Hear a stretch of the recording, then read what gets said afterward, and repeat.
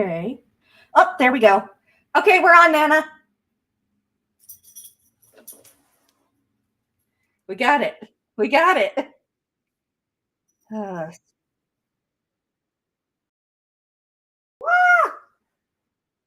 it works. Hooray. That is loud. That is loud. Boop. Oh, no. Oh, no. Okay.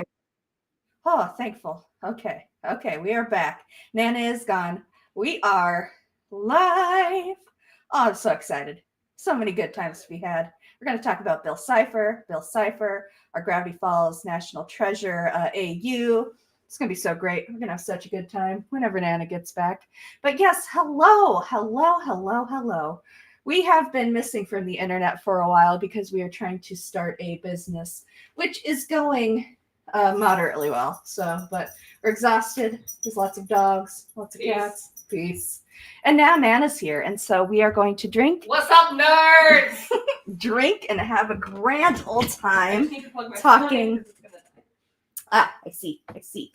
Talking about all sorts of different stuff. Yes, the other day, the first Over the Garden Wall TikTok came across my For You page because unfortunately I'm still on TikTok. I need to nuke that thing.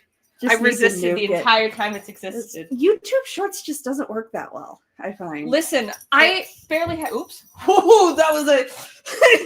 Well, rip dog. No, I went like through all the delicate things on the table. Hey.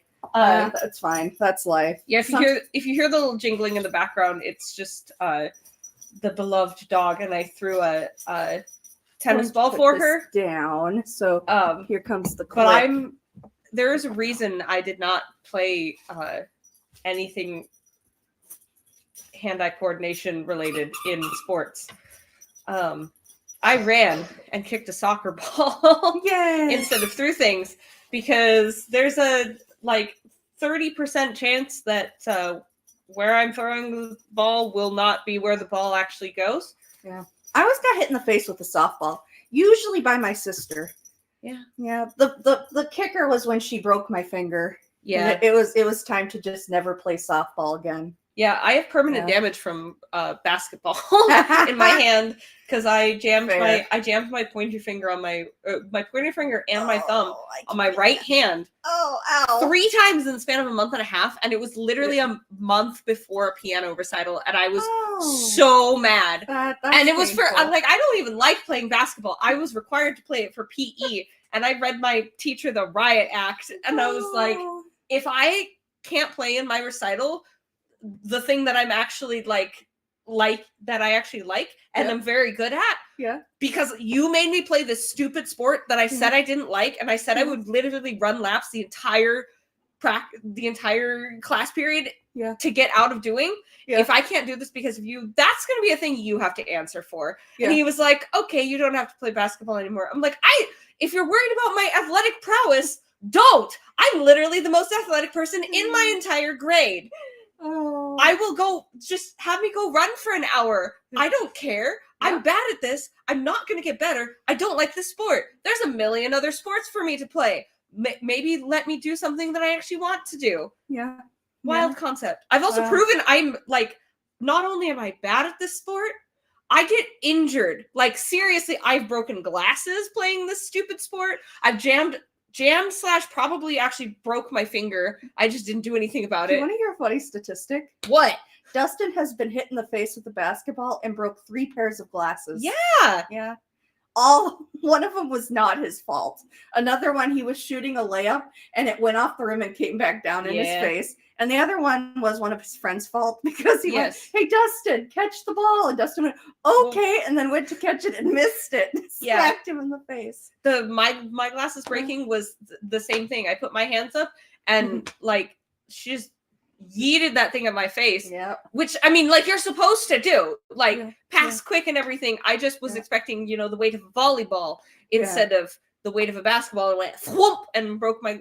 It broke the lens out of my glasses and broke my glasses. That's fair. Yeah, I jammed my fingers all the time on volleyballs. Yeah. Yeah. But basketballs are much worse because they have more heft to them. Yeah. And they're a lot sturdier. Like, when you get hit in the face with a volleyball, it's like, oh, okay. It feels more like a slap. Yeah. A basketball feels more like a punch. Yeah. Basketball might knock you out. Yeah. That's what Bill Cipher would have wanted. Which is who we're here to talk about. Oh, I should make sure our audio. Okay. I think Cross is potentially lurking in the guest. I don't know how. I literally don't know how your stream setup works because I've never been on this end of a stream. We can actually see how many people are watching live. Ooh. And then if anybody puts in a chat, we see it over here. Oh, we didn't put in a greeting. Oh, well. Hi, chat. Hey, Strubaloos. Hi. It is a Gravity Falls discussion. We just get sidelined real easily. We also have been, this is the first 15 or 20 minutes of a stream, which is usually the setup, checking audio, making sure everything is going, giving people time to actually get here. Yes. The usual stream stuff. Just kind of. We usually BS for a couple minutes. I realize I have neither a watch nor my phone because my phone was, I didn't charge it last night. Hey, I could have charged it for you. No, it's okay. Okay. Bro, I was up so much later than my bedtime. I was so tired. That's what Bill Cipher would have wanted. Everybody kept talking. I'm like, go to bed. Trivia was fun, though. My mother will talk forever if you let You her. were the one talking most of the time. I'm like, go to sleep. You are literally dragging on your feet. I'll be here tomorrow. Please go to sleep. I wanted to show you Danny Manny. I wanted to show you Ecto Tiger. It was very important. It's fine. To me. Listen, it's fine. It was very important to me that you see Ecto Tiger. I am an old man, and I do not stay up past 11 o'clock at night. I barely stay up past 10 o'clock at night anymore. Pretty much the only reasons I'm ever awake past 10 o'clock at night is because some nights I work till 9 o'clock at night. You're looking at Ford Bill fan fiction. No, I haven't gotten to look at Ford and Bill fan fiction because I work 70 or 80 goddamn hours a week. Oh, okay. Which is bringing us back to I've owned the Book of Bill since it came out. Yeah. I haven't touched the ding dang thing. Whoa. All of our Book of Bill information is secondhand. But I did just finish rewatching the series. See, I haven't even gotten to do that. Because again, no free time. Wow. Yeah, Disney's airing it out of order, of course, because we can't air stuff in order. Why would we have nice things? We can't have nice things. That's the whole point. But yeah, so rewatching with the Book of Bill information, so interesting. But yeah, we were also going to talk about our Gravity Falls National Treasure AU. Okay. But we have to remember it because it was like 3 a.m. bullshit when we came up with it. Yeah, and also, I do believe like 8 or 9 years ago at this point. Give or take a little bit. Yeah, considering the first episode of this podcast was from 6 years ago, and that was wild to figure out. Yeah. When I looked it up. Literally just yesterday. Yeah, I shared it with a friend. I got that A. So proud of her. Oh my god. So I cannot believe it's been 6 years since then, because that feels I mean, it was a lifetime ago. 6 years there's been a lot of things that have happened. But that means that can you believe Gravity Falls is considered an old show now? I mean, didn't it first air in 2012? Yeah. Was that right? I actually didn't watch Gravity Falls when it first came out, mostly because Disney Channel is terrible at advertising. It's so true. And all of the commercials made it look like the stupidest thing ever. Disney is super good at advertising its movies and its theme parks and its cruises and stuff. It is terrible at advertising its shows, which is bizarre because like you and I were talking about the other day, we would buy merchandise. Yeah. Like, I want a Star Butterfly Barbie doll with brushable hair. Yes. Like, it doesn't even have to be good. I would like literally anything from the Owl House. Give us some Princess Mark. Yeah, we were talking about that the other day. They could have like little witches like staffs from the Owl House. They just didn't sell merchandise, or at least I would love a palisman. I would love a palisman. None that were easily accessible. Yeah, like, and so like, how are we supposed to judge the success rate of a show if merchandise doesn't matter and if watch numbers don't matter. Yeah. Popularity doesn't matter, because both the Owl House and Wander Over Yonder got canned because they apparently weren't popular enough, but they had just hit their popularity when they got canceled. Yeah, and I believe when what was it, Owl House, they put the one of the third all season. 3 of them went up on YouTube. Yeah, but I think it was when they put the first episode of season 3 up. Yeah. It literally was the most popular thing that Disney has ever put on the internet. Yeah, in the span of 3 days or something. Days. Not even. I think it was the first 2 days. Yeah, and it was and at that point they had already canceled the show, and it was just but at that point, if you're a CEO that's even worth your salt, you should be going, okay, let's go back and let's look at this, because they said they had more that they could make with the show. Oh, 100%. The initial arc was over, but that doesn't mean you can't keep continuing it if the creator has more to tell. So what they should have done is they should have gone and looked at it and said, okay, come back to the table and said, okay, let's discuss having more seasons, because this is a highly popular, potentially, what's the word I'm looking for? Lucrative? Yes, potentially lucrative franchise that we could have for another 3 to 5 years, you know, without it getting stale or overstaying its welcome. That should have been the first thing they do, is sit down and do that. But they didn't. They just said, oh, it's canceled. There's no more. Yeah. Yeah. It doesn't matter that it's highly popular and we just got more eyes on a Disney product than we've gotten in years. Yeah. Instead, they made Wish. I don't think I've actually seen the entirety of Wish. I've seen it in bits and pieces when they were playing it at work. Yeah, I can't sit through it. It's so bad. Yeah. I don't even hate the art style. I kind of like the art style. I was just so excited for it when it was announced, and the end result was just so bad. Yeah. Yeah, which is sad. I'm trying to think what the last Disney movie that I actually watched was a new Disney movie, because I really like Raya and the Last Dragon. That one was super good. Yes, I haven't seen Moana though, so Moana was also really good. Yeah, but I'm trying to think what even are some Disney movies that have come out in recent years.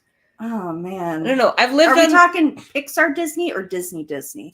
Either of them. I haven't really watched movies. I also haven't watched Inside Out, and everybody keeps telling me I have anxiety. I can't believe Disney took your likeness and made a villain. How cruel. How could they be so mean? I mean, if I had to be cast as Disney anything, I would want to be a Disney villain. That's true, but they cast you as anxiety. That's accurate.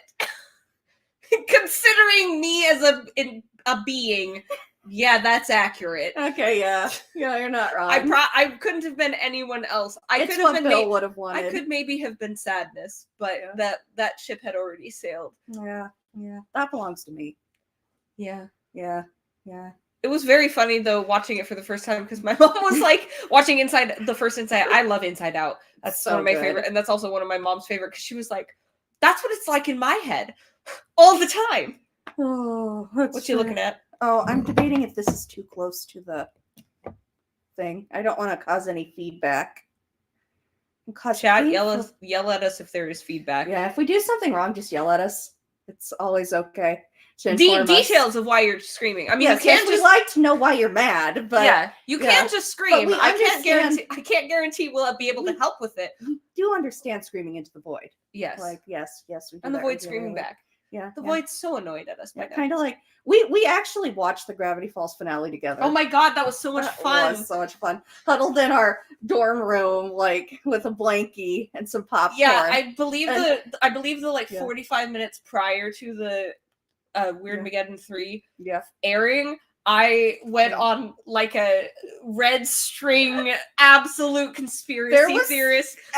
It was so fun. I drew a diagram. Yes. We had no clue what to expect. Well, actually, I was extremely right about most things. You were. It's kind of like Pen Zero Part-Time Hero. Oh no, they're on a mountain. Oh no, they're fighting. What did you do? It's okay. Pen Zero worked out for the better. Not your ending, thankfully. You can't see it, but I'm grinning and sticking my tongue out. Our poor protagonist, Pen. He works so hard. It's true. I'm like Randy. Gremlin ninja. I love Gremlin. I love the fact that all of those pilots got leaked. It's so good. Because you get to... Those should not be behind any sort of paywall. Like, there is, at this point, there is no reason or to stuck keep in a them. vault for nobody to ever see them. Yeah, like, it's kind of like, well, and I'm pretty... Don't quote me on this, but I'm pretty sure they use government money to make those. Like, to help. Mm. Who knows with Disney? We'll never know because they don't release that information. Yeah. But, like, yeah. So, but there is no point in having those stuck behind in a vault. Like, that could be used to help teaching people with animation, which is what Disney should be. Which doing is in the first place? Yeah. They're an animation company. They need to. Yeah. I mean, they've always done live action stuff. Like, they've always done, like, Mary Poppins was big for them, and they did a lot with Dick Van Dyke and the earlier. Yeah, but animation has also always been intrinsic to Disney, because if you say Disney to people, the first thing that they think of is, oh, Disney movies, animated Disney movies like Cinderella, Snow White. Each time, live action didn't save Disney. It was animation that saved Disney. Yeah. And it'll likely be what ends up sparking Disney again whenever they get Iger out and they get somebody in who actually knows what they're doing.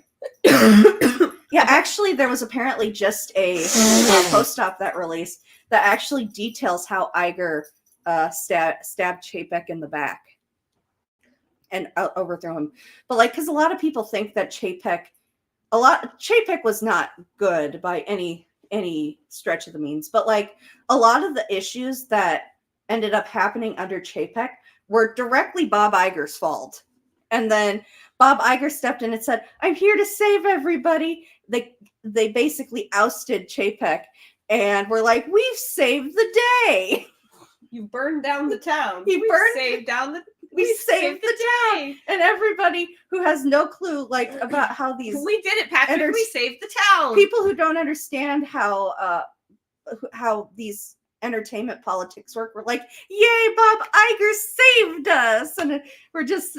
Everybody who knows what's going on is sitting there like, "Oh my gosh, this is horrifying."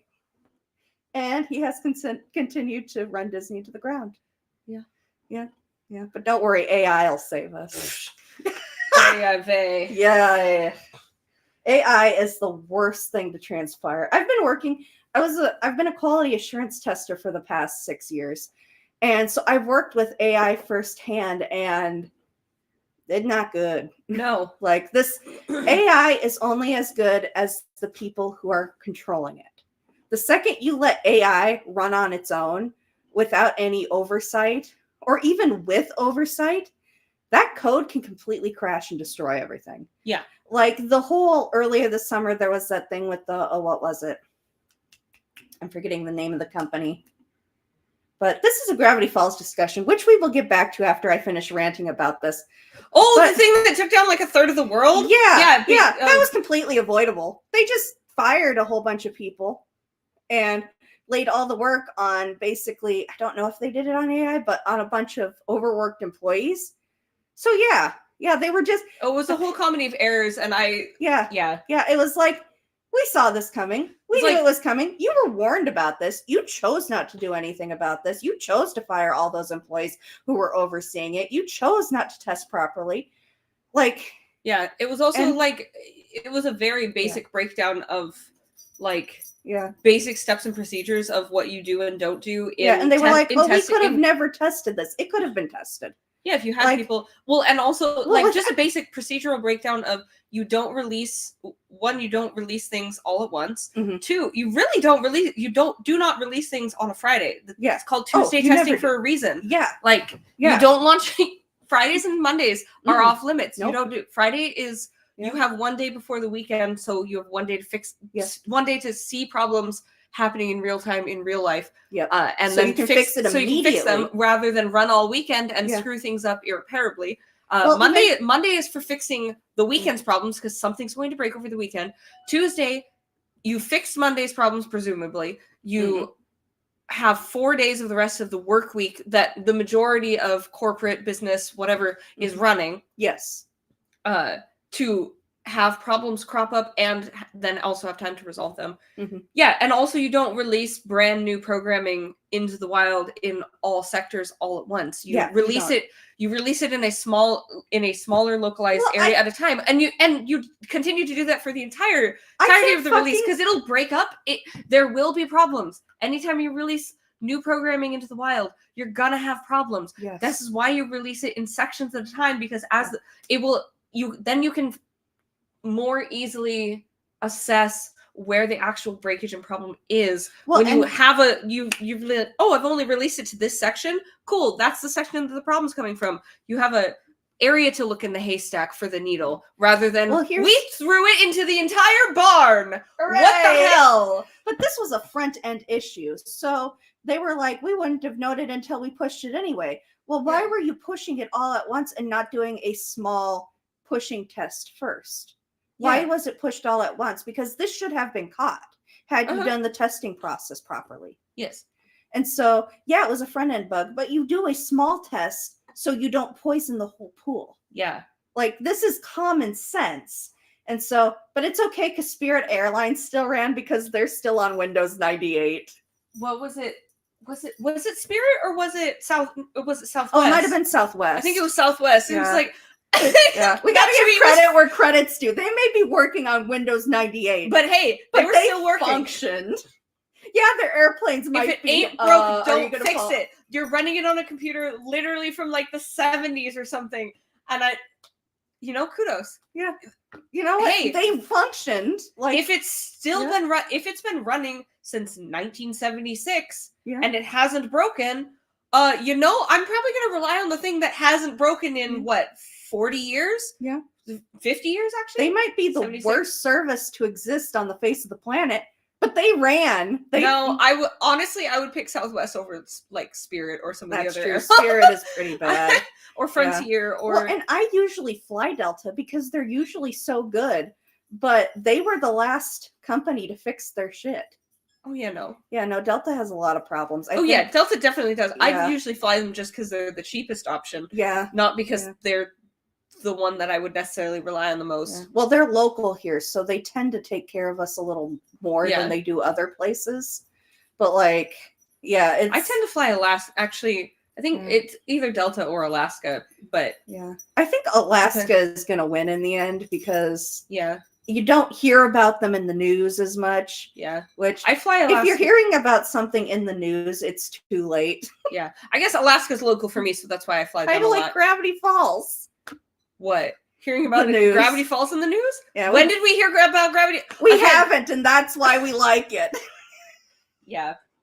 So, bringing it back to the Gravity Falls. Yeah, that was my not so subtle way of bringing us back to the topic. The wild thing is, I think we did hear about. So when Cipher Hunt was happening, which, by the way, was amazing. So I picture Alex Hirsch in the woods with that statue with some poor unpaid intern. Yeah, oh my god, you cannot convince me. You cannot convince me that Alex didn't go, hey, you want to come into the woods with me for like 3 hours. You cannot tell anybody where we're going, and you cannot you have to sign NDA before we go out there. This poor intern, I'm sure, was like, cool, I'm gonna go get murdered in the woods by my boss. I'm about to be sacrificed to the demon statue. Yay! Oh my god. And so he takes it out of the woods. He's cackling in his grunkle voice. He's out there. He's like, we're going out there. You're going out there with 2 shovels. Signed an NDA, middle of nowhere. You cannot tell anybody where we're going. He's like, bury that other stuff that they put there. 100%. This poor intern was probably going, cool, I'm going to get murdered. Either I'm going to get murdered and having to have the ethical debate of, cool, do I murder him before he murders me, or do I let myself be murdered? The Illuminati is real. The Illuminati is sacrificed to the Illuminati. Alex Hirsch turning around. I thought you watched my show. We don't mess with that stuff. Everybody's like, oh, Gravity Falls is dangerous. It's literally telling you not to mess with that shit. The whole, like, one of the whole themes was, hey, maybe don't make deals with sketchy triangle demons that show up in your dreams. Okay, but look at him. He's just a little guy. You, my good sir, are the problem. He's just a little guy. He's just a little guy. There is literally writing in blood that says, do not summon him at all costs. I think that's just a suggestion. That sign can't stop me because I can't read. I have 6 PhDs, 7 PhDs, whatever, however many PhDs that you can count them on one hand. I'm sorry, I had to make the joke. I love his 6 fingers. Oh my god, I need more alcohol. Ford is just AI incarnate. We haven't even started drinking heavily yet. I'm glad you said the heavily, because I've definitely been drinking already. Just took my second sip. I'm running on 2 Benadryls and a full rum and coke already. Whoa, hey, that's okay. That's why we got the booze. I'm on vacation though. Exactly. So. And when you're on vacation, you drink and talk about Gravity Falls. Yeah, I'm on, I believe, actually my first ever paid vacation. Nice. Because I am finally at a place of place of vocation, place of work. I don't know. I can't words. We're here, and that's what matters. Bailey's here, sitting in her chair, listening. Yes. She has no clue what we're talking about. She wasn't born yet. No. What was I saying? Oh, we were talking about Cipher Hunt. Oh yeah, and Alex Hirsch taking the foreign paid intern. No, but that was so. Whoever is listening, I think Cross might actually be one of our listeners. Hi, Cross. I love you. She's just also. I miss you. Yeah, she's just also still at work. I will be giving you one of Gala's hugs when I come see you in a little bit. Yay! My hugs are soft and squishy. I know. Unfortunately, and warm. I'm a furnace. Yeah, it'll be a cold, hard steel hug because it's coming from me, and I am like hugging a chunk of steel. But we sleep together really well because I'm soft and squishy and run hot, and Nana is cold and tiny.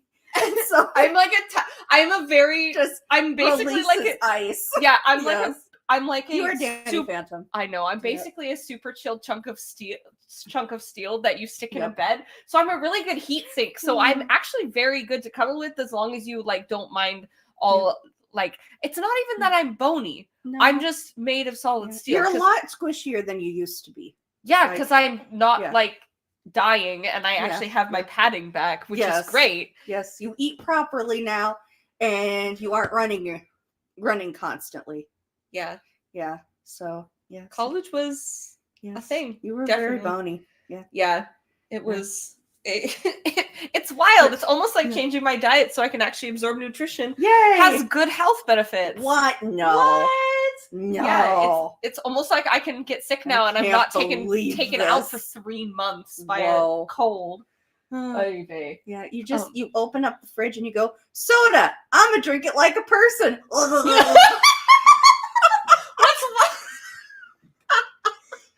Oh, you say that like as a joke, but I've 100% done that before. I can see you doing that actually. I've done that multiple times before, and the number what's wild is I do not have actually a good gauge of what normal human behavior is because everyone in my family is so neurodivergent. It's true. That, like, I did not realize that the things I do are not things normal people do until I lived with people that weren't my family. And again, neurodivergent in a great way. Like we all got along great. And well, Dustin and I are the weird ones in our family. Yeah, no, this is why I get along great with you. But then like it wasn't until I like went to college. Well, actually, I can't even say that because almost all of my roommates have also been super neurodivergent and weird because it's true. My roommate from the first 2 years and her entire family also don't count because there was a reason why I was like, yes, my new family who are just like me, just in different states. It's true. And then living with other people that were not exactly like that. People would be just like, what is actually wrong with the two of you? Yep. And Em and I would be like, this is normal human behavior. And people will be like, we assure you that is not normal human behavior. And it's like, well, it's normal for us. Yeah. And we're still alive and happy. So, you could just join us and have more fun. Maybe you just have Bill Cipher with you. That's probably true. Yeah. That's probably true and accurate. He's cackling with Alex Hirsch's voice. Did I tell you that J&S, when I lived off campus, collectively, so one of context, yes. One of the years, 2 of the years actually that I went to university, I lived off campus in an off-campus apartment with 2 really good friends. The 3 of us were all mutually obsessed with Gravity Falls, and it was great. Jay was a seamstress. Well, actually, Jay and S were both seamstresses, but Jay actually more regularly did seamstress stuff. I have one of their hats, actually. Yes. I guess S worked. Well, both of them worked in the theater shop in the costume department at the theater at the university and stuff. But Jay actually had a like Etsy business that she ran and did seamstress stuff. Once. I sewed a button on backwards, and I never could go back. Not because they didn't want me back, but because I couldn't face them. The second, hi Bailey. Hi Bailey. The secondhand embarrassment. To make matters, my brother that year was the ghost of Christmas Yet to Come in a Christmas Carol because he's a big boy. It was so good. Powers. Like he was so good. We make a lot of short jokes for Nana here. Like we always send the short jokes, but it's not that Nana is short. No, you guys are just freakishly tall. Freakishly tall and broad and big. Yeah, so, I'm actually average human size. Yes. They're just freakishly large. I love them. They're my giant beloved friends. Yes, we are just overly large. But yeah, so he was Ghost of Christmas Yet to Come that year. And he I was sewing the buttons onto we were about 2 days out of it was on his costume too. Yeah, it was on his costume, and I sewed the button backwards, and I was so horrified. And so I fixed it, but I was so horrified I never went back. I was like, yeah, I am so sorry. She was in charge of. I am so sorry. Yeah. She was like, it's okay, we'll fix it. And I couldn't go back. I was so horrified. Yeah. I worked in the costuming and in the stage crew a couple times. I don't know. It feels like I only did it once, but I know I did it more than once, but it's mostly just because it all turns into concentrated blur. I also completely forgot that I worked at the where the twins work for the seasonal stuff. Yeah. I completely forgot I did that for a semester until like recently, and then I was like, oh yeah, I did actually work there for like a whole semester to pick up during busy season to pick up like extra cash and stuff. And I was like, that's probably something I should put on a resume. But also, I don't actually have clear memories of when that was or anything. Which is a good indicator for college. No, but where was I going with the costuming thing? Bill Cipher costume. Blah blah blah. Oh no, not Bill Cipher costume. Yeah, they made a Bill Cipher. I still have him. I have one in my room too, but it was from so a soft person. and squishy. Like he actually is like perfect huggable size, and he's soft and squishy, arms and all. Like I can see why Ford was like, "Oh yeah, I'll keep this triangle." Yeah, I mean, I'm not one to talk 100%. If we lived in a D&D world, I would be a warlock because I too crave knowledge and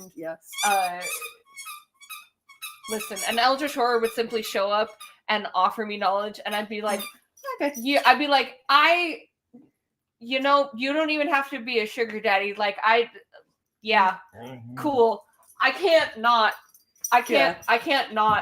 spend time with you. The groaning in the background is my dog, who is not happy that we are not giving her our full and undivided attention. Yeah, the squeaky and the jingle jangle is her. She's very cute. She's a Australian cattle dog, Australian Kelpie mix, and she lives up to that blend. She's extremely smart and so cute and wonderful. She does love giving kisses. Unfortunately, I'm kiss averse, and I do not like saliva. Well, and I was pulling up the garbage cans earlier, and she was herding them, and I'm like, "Stop doing that!" Yes, we got in. Bailey is great, but got bored and ran off, and I went, "Where are you going?" Do you want to know how JNS gave me the Bill Cipher plushie that they made? How did they do that? The stupidest way they could have possibly given it to me. So this was back when I still had I'm significantly better in the like anxiety and night terror things. So like that's good. You had bad night terrors. Yeah, for like 15 years it was awful. But I no longer, punch people if you touch me when I'm sleeping, which is a vast improvement. That was not true when they gave it to me. So the way they decided that the way that they were going to give it to me was they were going to sneak into my room while I was taking a nap. Oh, no. In the middle of the day, which, again, I used to stay awake for 3 days in a row and then crash so hard you couldn't rouse me if the house was on fire. I was finally taking a nap and getting some sleep. So they were like, oh, yeah, they're sleeping super soundly. We're going to sneak this into their bed with them. Did you punch Bill in the face? I did punch Bill in the face. So I also screamed and climbed halfway up the wall in half a second. Yeah, so they were like tucking it in beside me, and I punched Bill out of Jay's hand, screamed and jumped up and was like halfway up the wall, like kicking out at them, and they were like, "What the fuck is wrong with you?" I'm like, "You snuck up on a person that has known anxiety problems and a panic disorder. You tell him, girl." And that my reaction is fight, then flight. You've experienced this in real time multiple times. You thought this was I'm saying this all to them once I've calmed down, because I'm like, I woke up in such a panic that it took a solid 30 seconds to be place myself, because I was in the middle of a nightmare. Yeah. And then Bill was there in my nightmare, and then Bill was there in real life.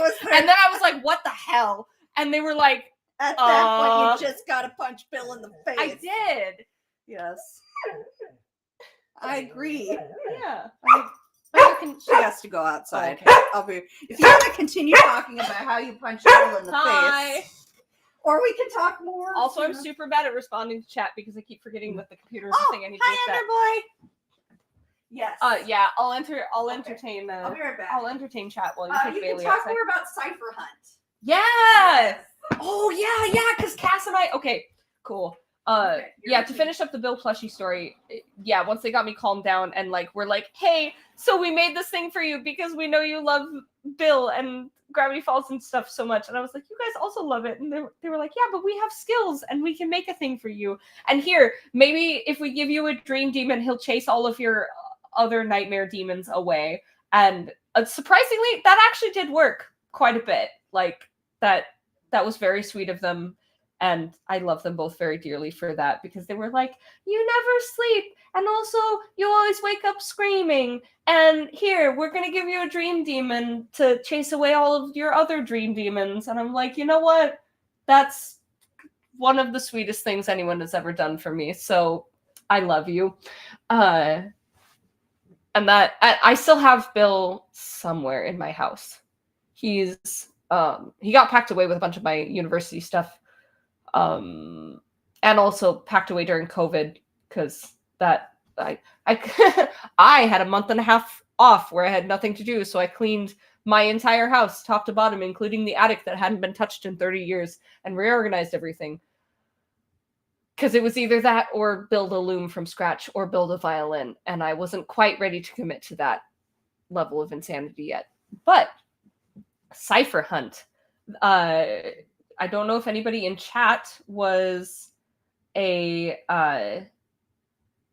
the fandom then or remembers what it was, but for a little bit of context, Cipher Hunt was a real life scavenger hunt that happened about, was it a year or a year and a half, or somewhere between 6 months and a year and a half after Gravity Falls ended. Time is I'm very bad with time and remembering when things happened in context to each other. Happened sometime several months at least after the end of Gravity Falls. So at the also, if you have never watched Gravity Falls, heavy spoilers, because you probably should go do that before you listen to us talk about anything. But spoilers for the... I'm still mad. Okay.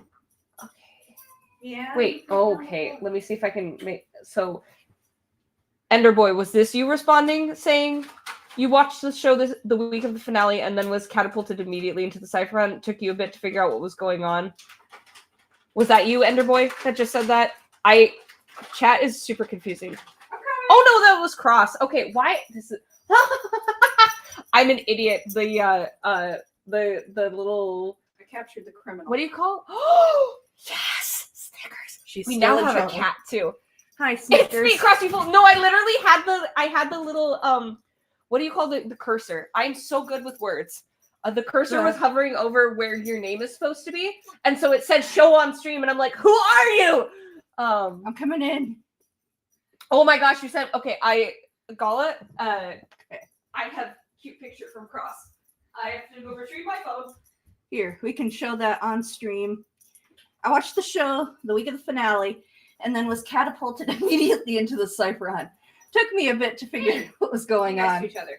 You know what? That is fair. That is fair. Yeah. I remember. I think Cross, was I the one that dragged you kicking and screaming into Gravity Falls? Or did that happen? The bean. The bean. Here, hold on. The bean. Puppers. Okay, so I can hide it on stream. We'll leave it up for now. Oh, it's a kitty puppy. Puppy. It's a puppy. She's so fluffy. Oh. And I'm going to stick my face directly in her. Yeah, go lay down.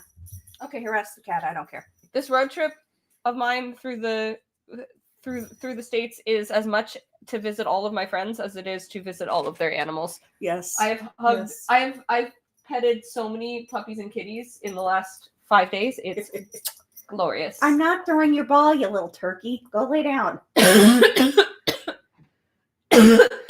Yeah, but the Cipher Hunt was insane. So yes, I got distracted by people. Yes, good foot warmer. You might remember the details better than I. Would you go lay down? Okay, I'll throw this once and then go lay down. Por favor, s'il vous plaît.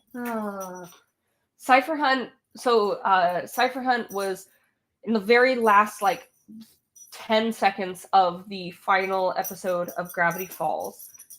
Post credits, there was a tiny little post credit scene of a grainy 3 seconds of live video of a Bill Cipher statue in the woods somewhere.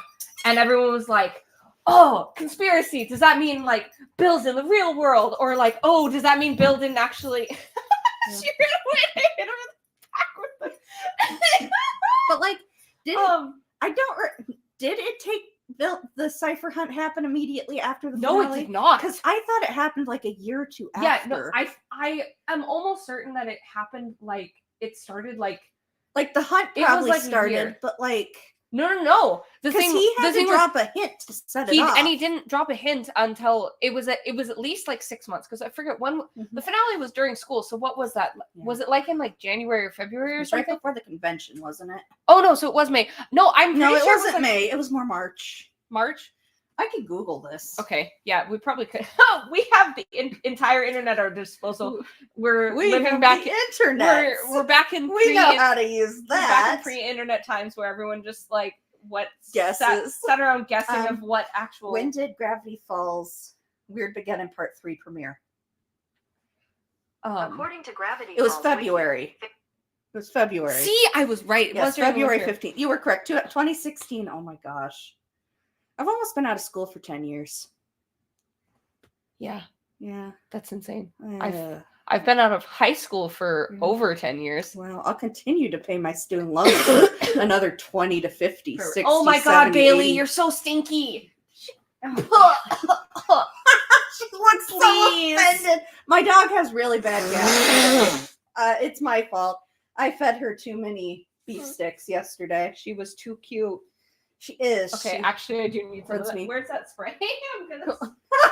It's so stinky. It's right here. Okay.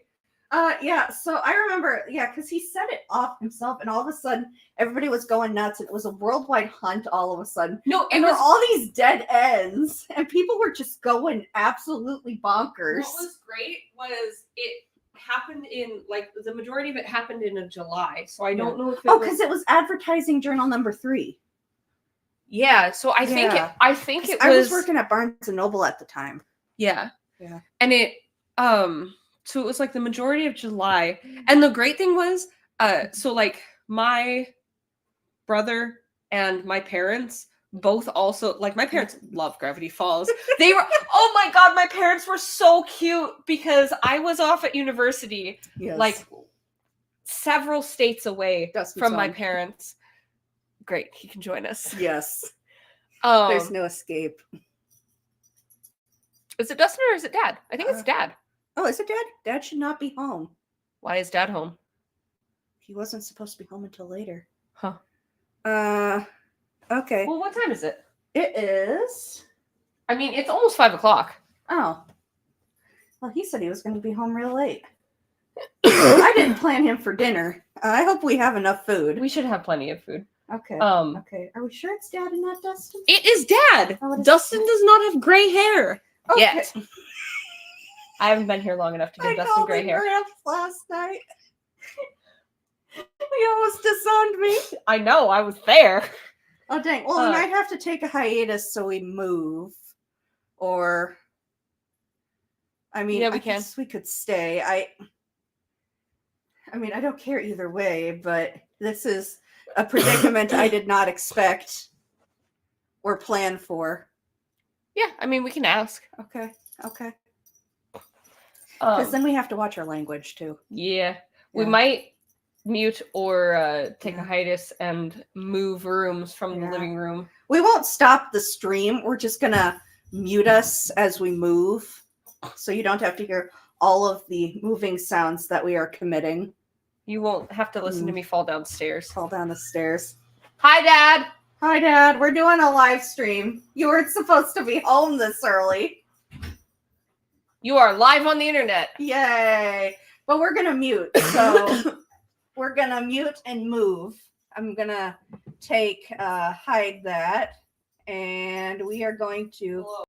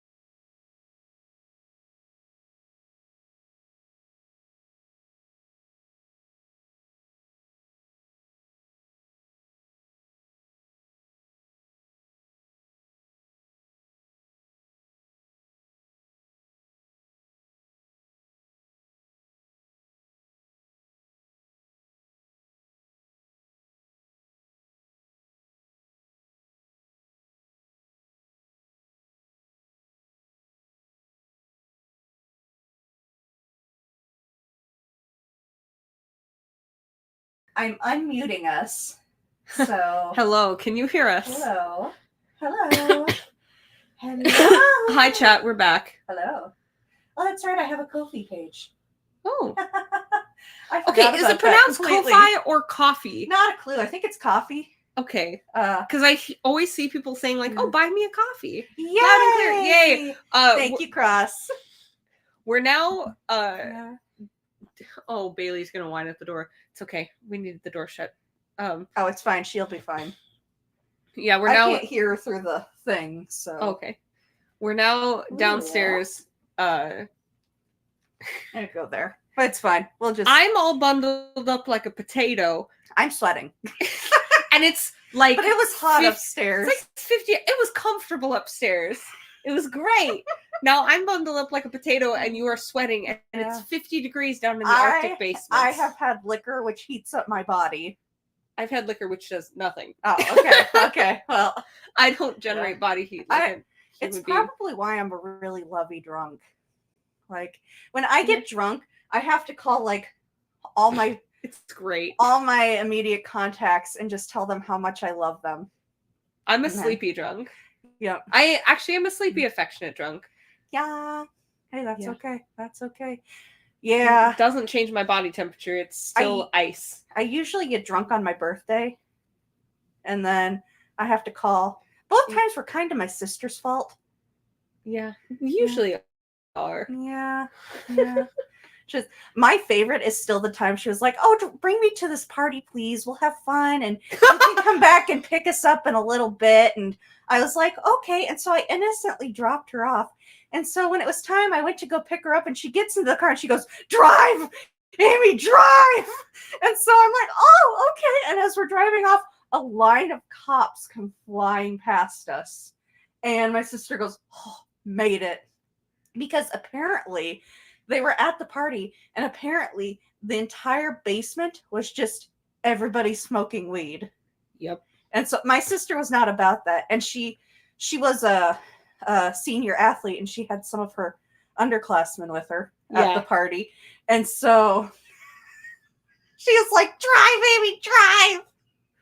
Yeah. Oh, I was like, "What happened?" She's like, "Don't ask."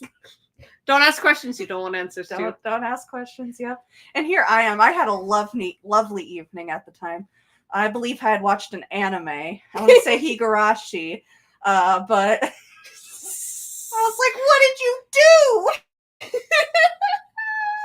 And then, of course, there was the time that I got caught by the cops TPing a house with the entire volleyball team, and she thought that was the funniest thing she had ever heard in her life. Yeah. Because she in high school had TP'd all sorts of people's houses. And never got caught. The first time I did it, I got caught. Yeah. Greatest day of her life. Oh, and so yeah, Bill Cipher. So, we were talking about what we were talking about. Cipher Hunt? Oh, yes, yeah. We still haven't gotten past Cipher Hunt, and we are we're a long ways into it. Oh, yeah. We're an hour and 6 minutes into this. Hey. We did have a 12-minute hiatus, We both have ADHD. Oh, so bad. If you're expecting anything else out of this podcast, you are incorrect. Actually, one of the hardest, I'm working on that Team Teen fan fiction, and one of the hardest parts, but also easiest part, is because you have 6 different protagonists you're working with, which is great, but also you have to weave it all together. Yes. And it's like, okay, we have to make sure, because everybody's got to come in at the certain points, and their story's got to blah, blah, blah, blah. Yeah. It's fun. It's so fun. I love it. Maybe someday I'll get it out into the open public. It's so good. It's so you really good. Need to. I do. But I also understand how long it takes to write fanfic. Yes. Me staring at one of my fanfics that's been on hiatus for it's just like me staring at any of my fanfics but it is not time. Yeah.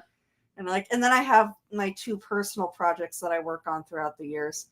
Yeah. Loons, of course, and Godmother.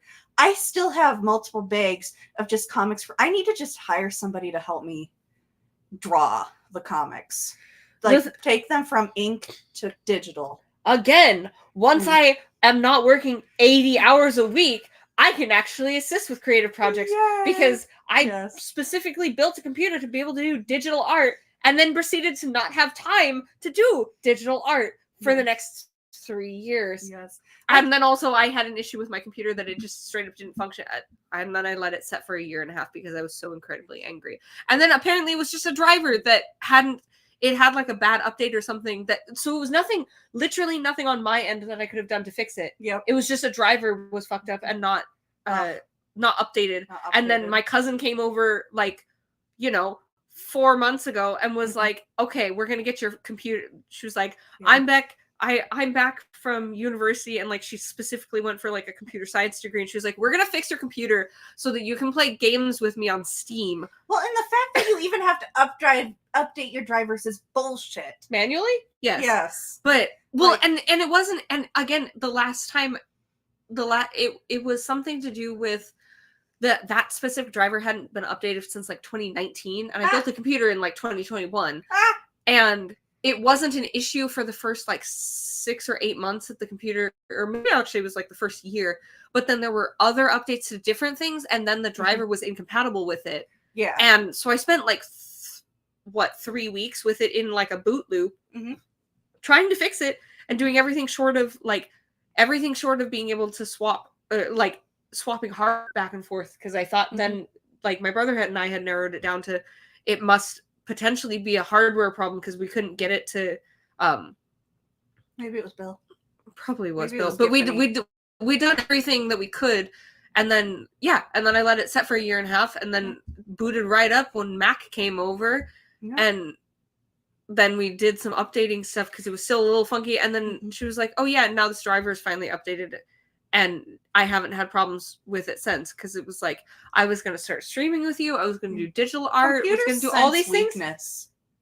Also, I mean, I do actually make technology malfunction, but that's beside the point. I built this baby. Yeah, she was working great. Potos. She was working great. It was outside influences that took her down. Sticks and stones may break our bones, but tomatoes will definitely kill you. Yeah, and oranges. Yep. There's many things that you can just kill me with really easily. Yes. Yes, like the Cipher hunt and Alex Hirsch with his shovel and the poor unpaid intern. So actually, I'm sure Alex Hirsch probably slipped that intern couple $100. Oh, must have. I'm sure he's buy yourself something nice. Sir, this is a negative $3,000 bill. Buy yourself something nice. It's less than worthless. It has Quentin Tremblay on it. Something nice.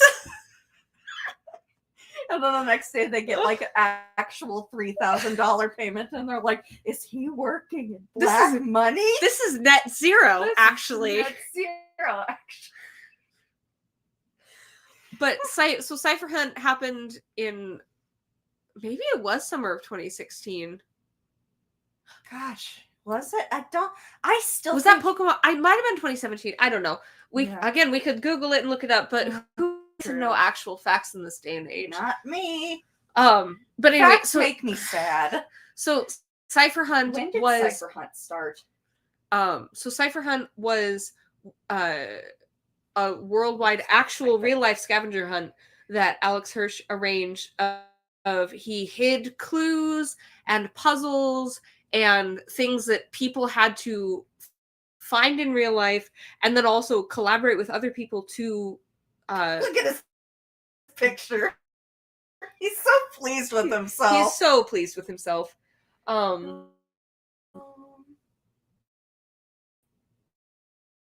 yeah, it was July 2016. So okay, so it was 6 months. So much stuff happened that year. That was insane. We just haven't stopped. This was pre-Harambe, I think.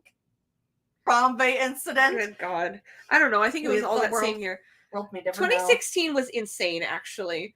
That was our taste of 2020. Look how pleased this man is with himself. Yep. He's living his best life. He is. But anyway, so Cipher Hunt, I think it said it started July 20th and ended on August 2nd, I think. Oh, yeah. So it was what was that, 12 days? Yeah, it was 2 weeks of absolute insanity, but it was so fun because United States, Russia, Japan, just worldwide. Cross that our mics are occasionally peaking at random moments. Oops. Uh-oh. It might be because the mics are closer to us than they were before. Oh, we can turn the gain down. Okay. you do technology things because I will probably. I mean, I'm also holding on to the microphone so that. How did that help? Did that help at all? Yeah, tell us. We'll keep talking and then just give us a shout out if it is still peaking. Yes. I turned the gain down quite a bit, so it shouldn't. Thank you for letting us know, Cross. But yeah. Like I said, technology can sense weakness. And Colleen. And I'm and Nana. And Nana. And me. I'm yeah. And me. I'm weak. I'm very weak. Sleep is for the weak, and I'm so weak. Please let me sleep. Yes. No, so Worldwide Scavenger Hunt, and it was super fun to actually be actively part of it because I was home from university, and like I said, both of my parents were super into Gravity Falls. They were bless their little hearts. They were so excited when I was off at university because my parents are absolute nerds. Love talk about people that truly embrace the growing up does not mean you have to grow old, and super enthusiastic about all kinds of stuff. And they were so excited when they watched Gravity Falls independently of me or my brother saying anything to them. They just came across it and found it and watched it and were like, my dad was like, oh my gosh, there's like conspiracy theory stuff and ciphers and all this stuff. And my mom was like, oh my gosh, this is like watching my children. Because Dipper and Mabel were very much my brother and I growing up. And what was wild was half the time when they were having like their little sibling moments and like having conversations, I'm like, my brother and I literally have had that conversation. I was like, was somebody stalking me through my childhood? Because that's like that. I mean, granted, we didn't have to go on world-saving shenanigans to anyone's knowledge. No one needs to know. No one needs to know. But it was so cute because my parents were so excited, and my mom loves art, like loved the art style, and she loves mushrooms. She has a little timer that's a little red toadstool that I bought for her, like a little kitchen timer, and she loves mushrooms and the designs and all kinds of stuff. So she was super excited about the art style and would get super excited about all the background things and be like, oh, this is like, oh, these people actually like studied the Pacific Northwest, because she'd be like, oh yeah, that's a this thing and that's a that thing in the background. Well, X-Hirsch grew up in that area. Oh yeah, no, and it's based on his own summers. And the artists and animators did actually go do like local ecological research for making sure that the backgrounds were accurate, and like they did actually include like botanical stuff from the Pacific Northwest. So it's really fun having grown up in the Pacific Northwest to be like, oh, I actually recognize like I know what kind of tree that is. Yes, because I'm a weirdo botanist. Yeah. Feral scientist who grew up outside.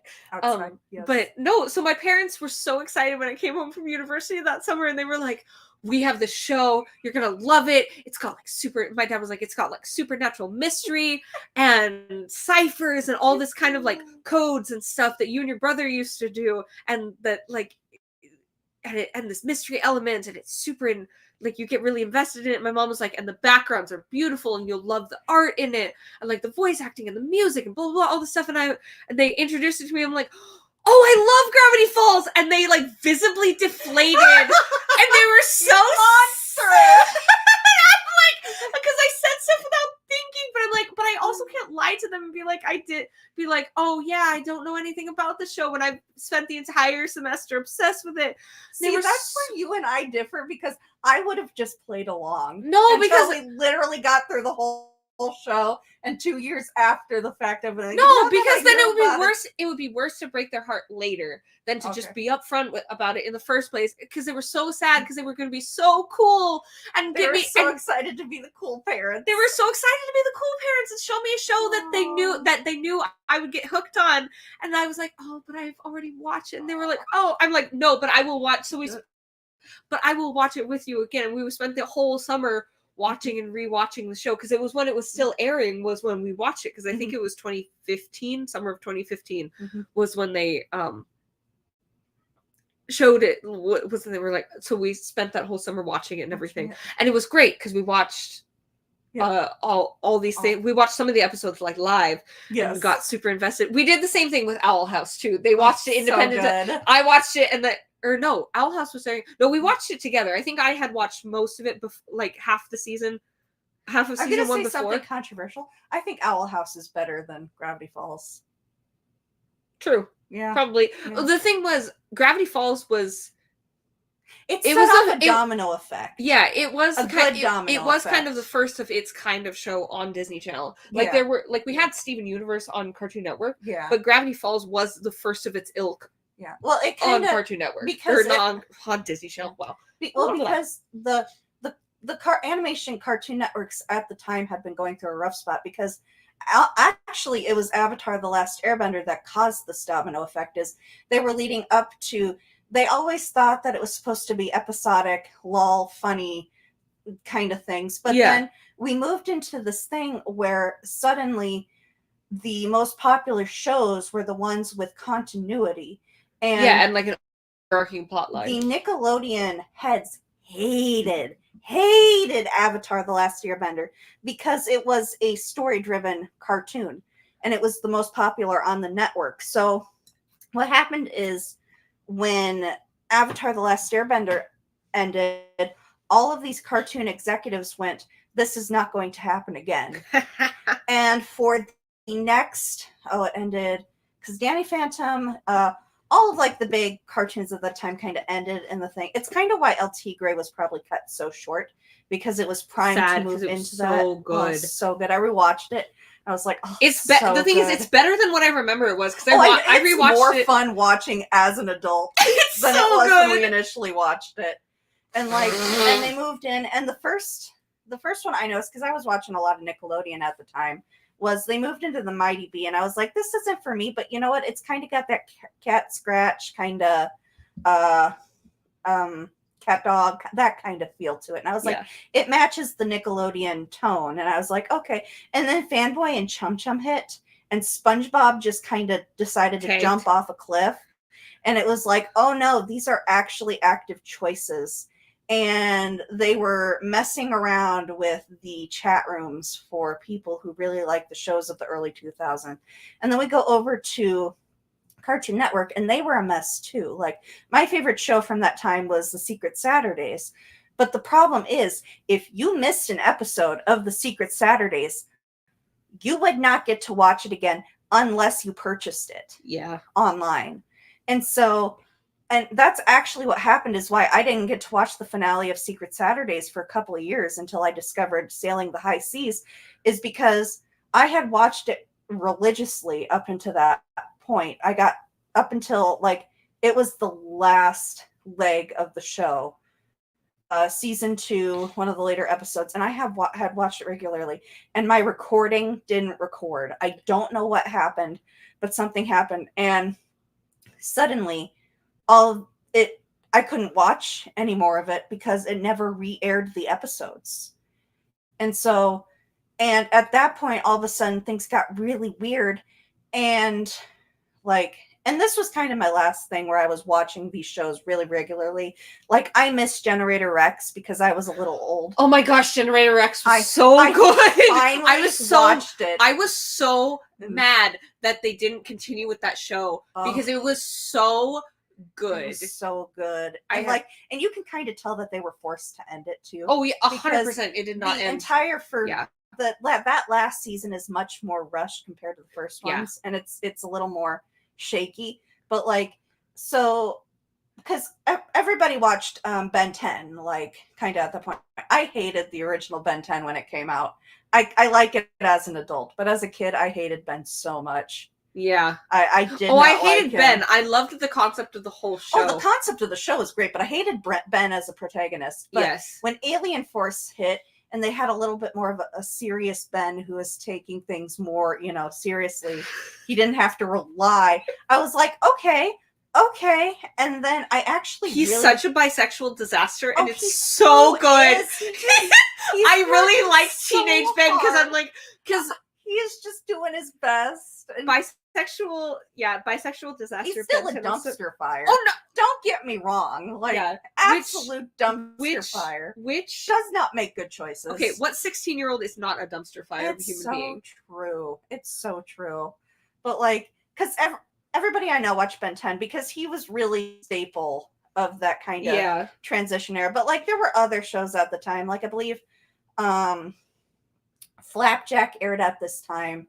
Camp Lazlo, My Gym Partner's a Monkey. We transitioned. We had The Secret Saturdays. Star Wars: The Clone Wars initially aired. Clone Wars section. Is amazing. Oh, it's so good. Listen, so good. I love Ahsoka. I cannot stress enough how much you should watch the animated Star Wars stuff.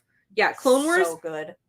Clone Wars fucks hard. It does. Like, I cannot stress enough. Like, pretty much any of the animated Star Wars stuff I've heard Rebels is pretty good, actually. Yeah, Rebels is also really good. Which is weird because usually Disney messes it up. No, like, cannot stress enough. If you watch no other Star Wars stuff, watch the animated stuff because it will, it's so good. Lego also does a pretty good job. Yeah, has no reason to. Lego has had no reason to go as hard as they do with Monkey Kid.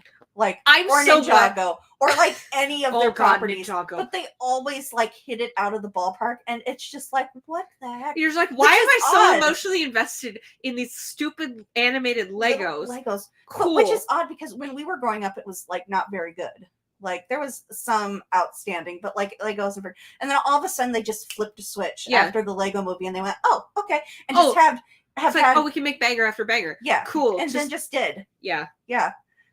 And then the monkey. I'm going to talk about Monkey Kid for now, but like the animation transition. What the reason it was so upsetting is because, we kind of knew it was going to happen, especially when they were picked up to work on the new Avatar Last Airbender series that's coming. Yes. Like in the movies and stuff. But yeah, the animation transition's a little rough, but like they still hit it out of the park. Like, yeah. Because Monkey Kid went from traditional animation they went to kind of a it's the animation where you move things slowly. You have preset. It's why it's a little bit more stiff. It's like claymation, but it's the 3D version of that. Yeah. So, which is that Snickers? Oh well. Anyway, maybe I heard a meow. Yeah, it might be her. She might be mad she's locked out. You're fine, ding dong. Too bad. And so, listen, if she wouldn't be up against the microphone purring, she could be in here with us. Yes. But she's a menace. She's a menace. Crossroad. Cross numbers.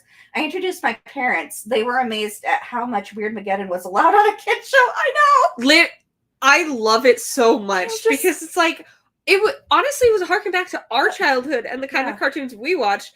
Well, if you think about it, originally the concept for Snow White and the Seven Dwarfs and what Disney was initially founded on was not aimed at children.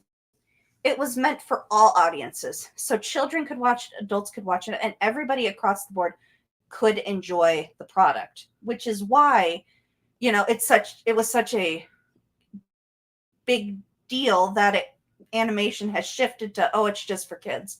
And really the past few years has been really shifting it back towards everybody can watch it. Yeah. And we shouldn't be making kids watch crap anyway. It's why Bluey is so popular. Like, have you seen Bluey? Have I seen Bluey? I've only watched the entirety of it. It's so good. Okay, my introduction to Bluey was the Bluey's First Steps.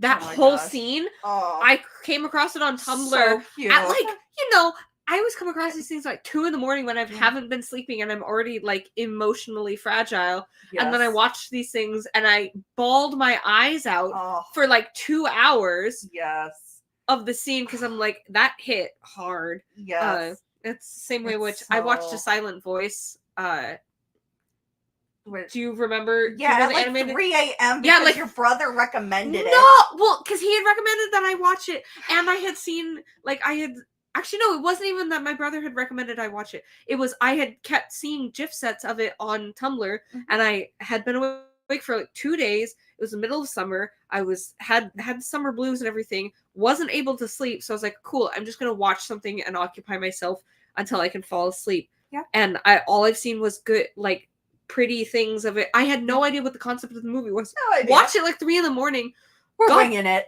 Got done with it. Called my brother, sobbing at like 4 a.m, being like, I just need to call you and tell you that I love you. And like, I just relived like all of my childhood trauma. And he was like, oh, and I was like, I watched this movie. He's like, oh my God, I'm so sorry. He said, if it makes you feel any better, I did the same thing about 2 weeks ago. And forgot to warn you about it. Because he was like, I was going to warn you about it because he's like, I did the same thing and I knew you were going to do the same thing that I just did. I was like, but okay, now we've both done the same thing. And I was like, okay, I love you. And he was like, I love you too. I'm sorry I couldn't save you from this. I'm like, you know what? It's okay. It needed to happen. It was good and cathartic, and I'm glad that I can call you at 5 a.m. and you'll pick up and tell me that you love me. Yes. But because I've been watching Bluey, I've also been watching it because I flip it when I'm babysitting pets and stuff. I flip to Blue because they can watch it, and it's sometimes a distraction instead of menacing. You know, they can just watch Bluey. And sometimes you watch Disney Junior, and these Disney Junior shows are just not good. And kids can tell when they're being talked down to. Like, they know when they're getting fed garbage. Yeah, when they're soulless and lifeless and mind-numbing. And well, and my biggest thing with children's stories and animation and things of it's not like children don't live in the real world and don't encounter heavy, difficult subjects. Yeah. So there's no reason that in good conscience you should be shielding children from these things in media. Like, definitely there's a line. Yeah, like there is a delicacy to it, and a way that you, and dumbing it down is not the correct word, but like there is a gentleness to and a conscientiousness that as adults you do handle these things with when you are describing them or talking with children about heavier subjects, but completely trying to cut off the conversation and stop the conversation and be like, oh well, we'll talk about it when you're older. Cool, they still have to deal with it now. So if you are eliminating yourself and eliminating avenues of conversation for children for being able to talk about these things and learn how to manage and deal with these things and process these things and like normalize heavy things that they're dealing with, all you're doing is isolating them and making them think that they're the only that this thing is only happening to them, that they're isolated in their dealing with this thing, that everyone else is perfectly fine dealing with this thing and they're the only one that is having the issue or struggling with this thing, which is horrible. And also it's putting this idea in kids' heads that they have to deal with heavy and difficult things by themselves, or just that the way that you deal with heavy and difficult things is keeping it all to yourself and not reaching out to other people and not talking about it with other people. And, oh, these are all taboo subjects that we don't talk about things till we're older. Well, cool. What does that mean? And when do I know that I'm older or can talk about these things? Or maybe it's a thing that we don't talk about at all. That's what they're learning, rather than children also deal with the death of family members. Children also deal with people that hurt them. Children also deal with friends that die. Children also deal with just having emotions, because that's part of being a human being. Yeah, and part like of being in these person. Kid shows, you don't have to have outright people dying.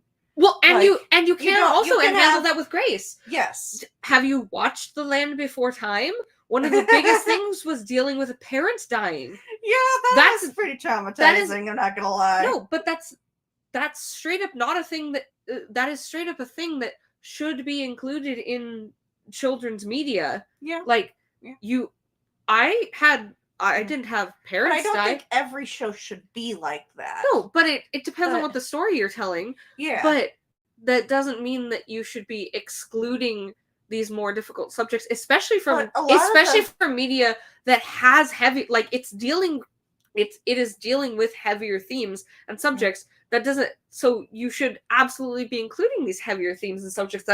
Especially if that is what your story should and does include. Don't shy away. Like, you shouldn't shy away from it. Definitely deal with it and handle it in a respectful manner and in a conscientious manner for your audience. But that doesn't mean that you exclude it or try to like sugarcoat stuff. Yeah. And be like, oh, well, this isn't actually what happened. Or, oh, death isn't a thing that we worry about until you're teenagers. Lying. Like, we can't be lying to kids. It's like, but... and actually, a lot of these shows have what I like to call nurse talk.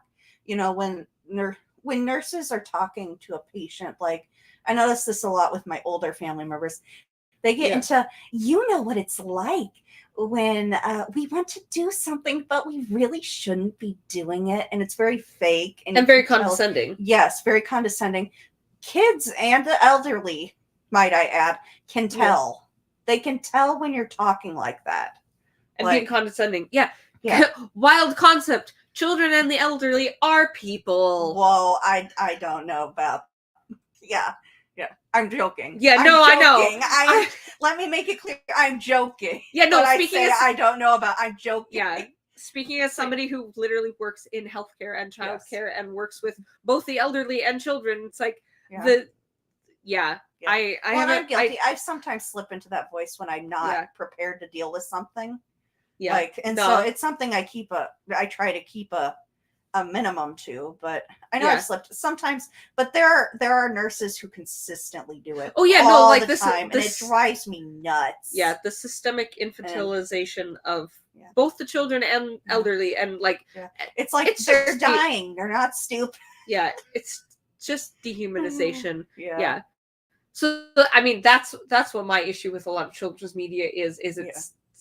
It's very dehumanizing of. Yeah. Well, and the kids, they're just small, inexperienced people. Yeah. Well, and they're still people. The kids don't always understand why. Like, they're learning. Like, and they don't have the context to understand why this thing feels shitty that someone is doing to them, but they definitely understand that. Cool. I don't have the words or context for why this thing that you're doing or the way that you're treating me is terrible, but I do understand that it is terrible. Yeah. I don't know what the better option is, but that's also not on me to figure out. It's kind of why Bluey is so popular, though. It's because when you're watching Bluey, they're playing it straight. They're not talking down to anybody. No, and like parents or children. Yeah, and it's very interesting to watch because you can flip it and you can watch it from either Bandit, the dad's perspective, or Bluey, the kid's perspective. And you can do it both ways. And the writing is really well done. Yeah. And so I hope they make more of it. But whereas all the other ones that like come across, it's like they have this new one called Kindergarten the Musical, and I'm like, oh, gag me. Like, I don't know if I'd want my kid to watch. Sorry, I just looked at chat. Is a bigger vocab, and it's true. It's true. Oh yeah. Oh no! I'm sorry, Erica. Again, we're really bad at looking at chat. To be fair, chat is sitting off you're the not left. Late. We just are really. We do wander. Yes, we wander. You're not late. You're good. It's more using Erica. Gravity Falls as a jumping point to talk about like animation and stuff as a whole. We just got off topic. Let's see. How did we get here? Let's go back to Bill Cipher and Bluey. Well, yeah, we've been trying to talk about the Cipher Hunt for literally almost the entire Bill's hand. Hour and 36. Oh, I've shaken Bill's hand. Oh yeah, Nana actually went to the statue and shook Bill's hand. Me and Cass. So Cipher Hunt worldwide scavenger hunt. It was so fun to actually be a part of it and be part of solving the puzzles and things, because I like to do stuff. They like it, and we like to do stuff together. We love to have a task. Yes. We love to collaborate and do things together. Yes. And it was super fun to be like, one, I was an active part of the fandom, and two, I was actually part of solving some of the like narrowing down the areas that Bill was potentially going to be in, helping to contribute and solve some of the puzzles. Like and like my brother and my dad and I literally spent like 3 days solving puzzles for And it was great because it was like my brother. I think my brother had actually watched some of Gravity Falls. I can't remember. No, I think he did actually watch all of it. But like he literally was like working full time, and so was my dad. But I was on break from university, so I had all time, all day to spend. And my brother and my dad would come home and be like, okay, where are we at with the cipher hunt? And we would spend like 4 hours cracking ciphers together. Well, and there were and it was live updates everywhere. No, and it was Everybody was just throwing everything at the wall, figuring things out, and it was great because hold on. Okay. Well, as Nana does, yeah, I did. Whoop, there goes our thing. I did not help out whatsoever with the cipher hunt. I was a working girl. It was awful. Do not recommend ever. I mean, to be fair, I was also working, but yeah, that's true. So Cass, Kate, one of my great friends who was also obsessed with Gravity Falls, she came over and she was helping me with yard work back in the back because I had some big projects that I wanted to get done in the forest, and she'd come over and we were mutually obsessed with Gravity Falls, and she and I were chatting, and she was also helping with the cipher hunt stuff, and we were like, chances are really good that the statue's going to be somewhere here in the Pacific Northwest, which is where we're from. And we were like, I was like, I don't have to leave for university for like 2 weeks. So if we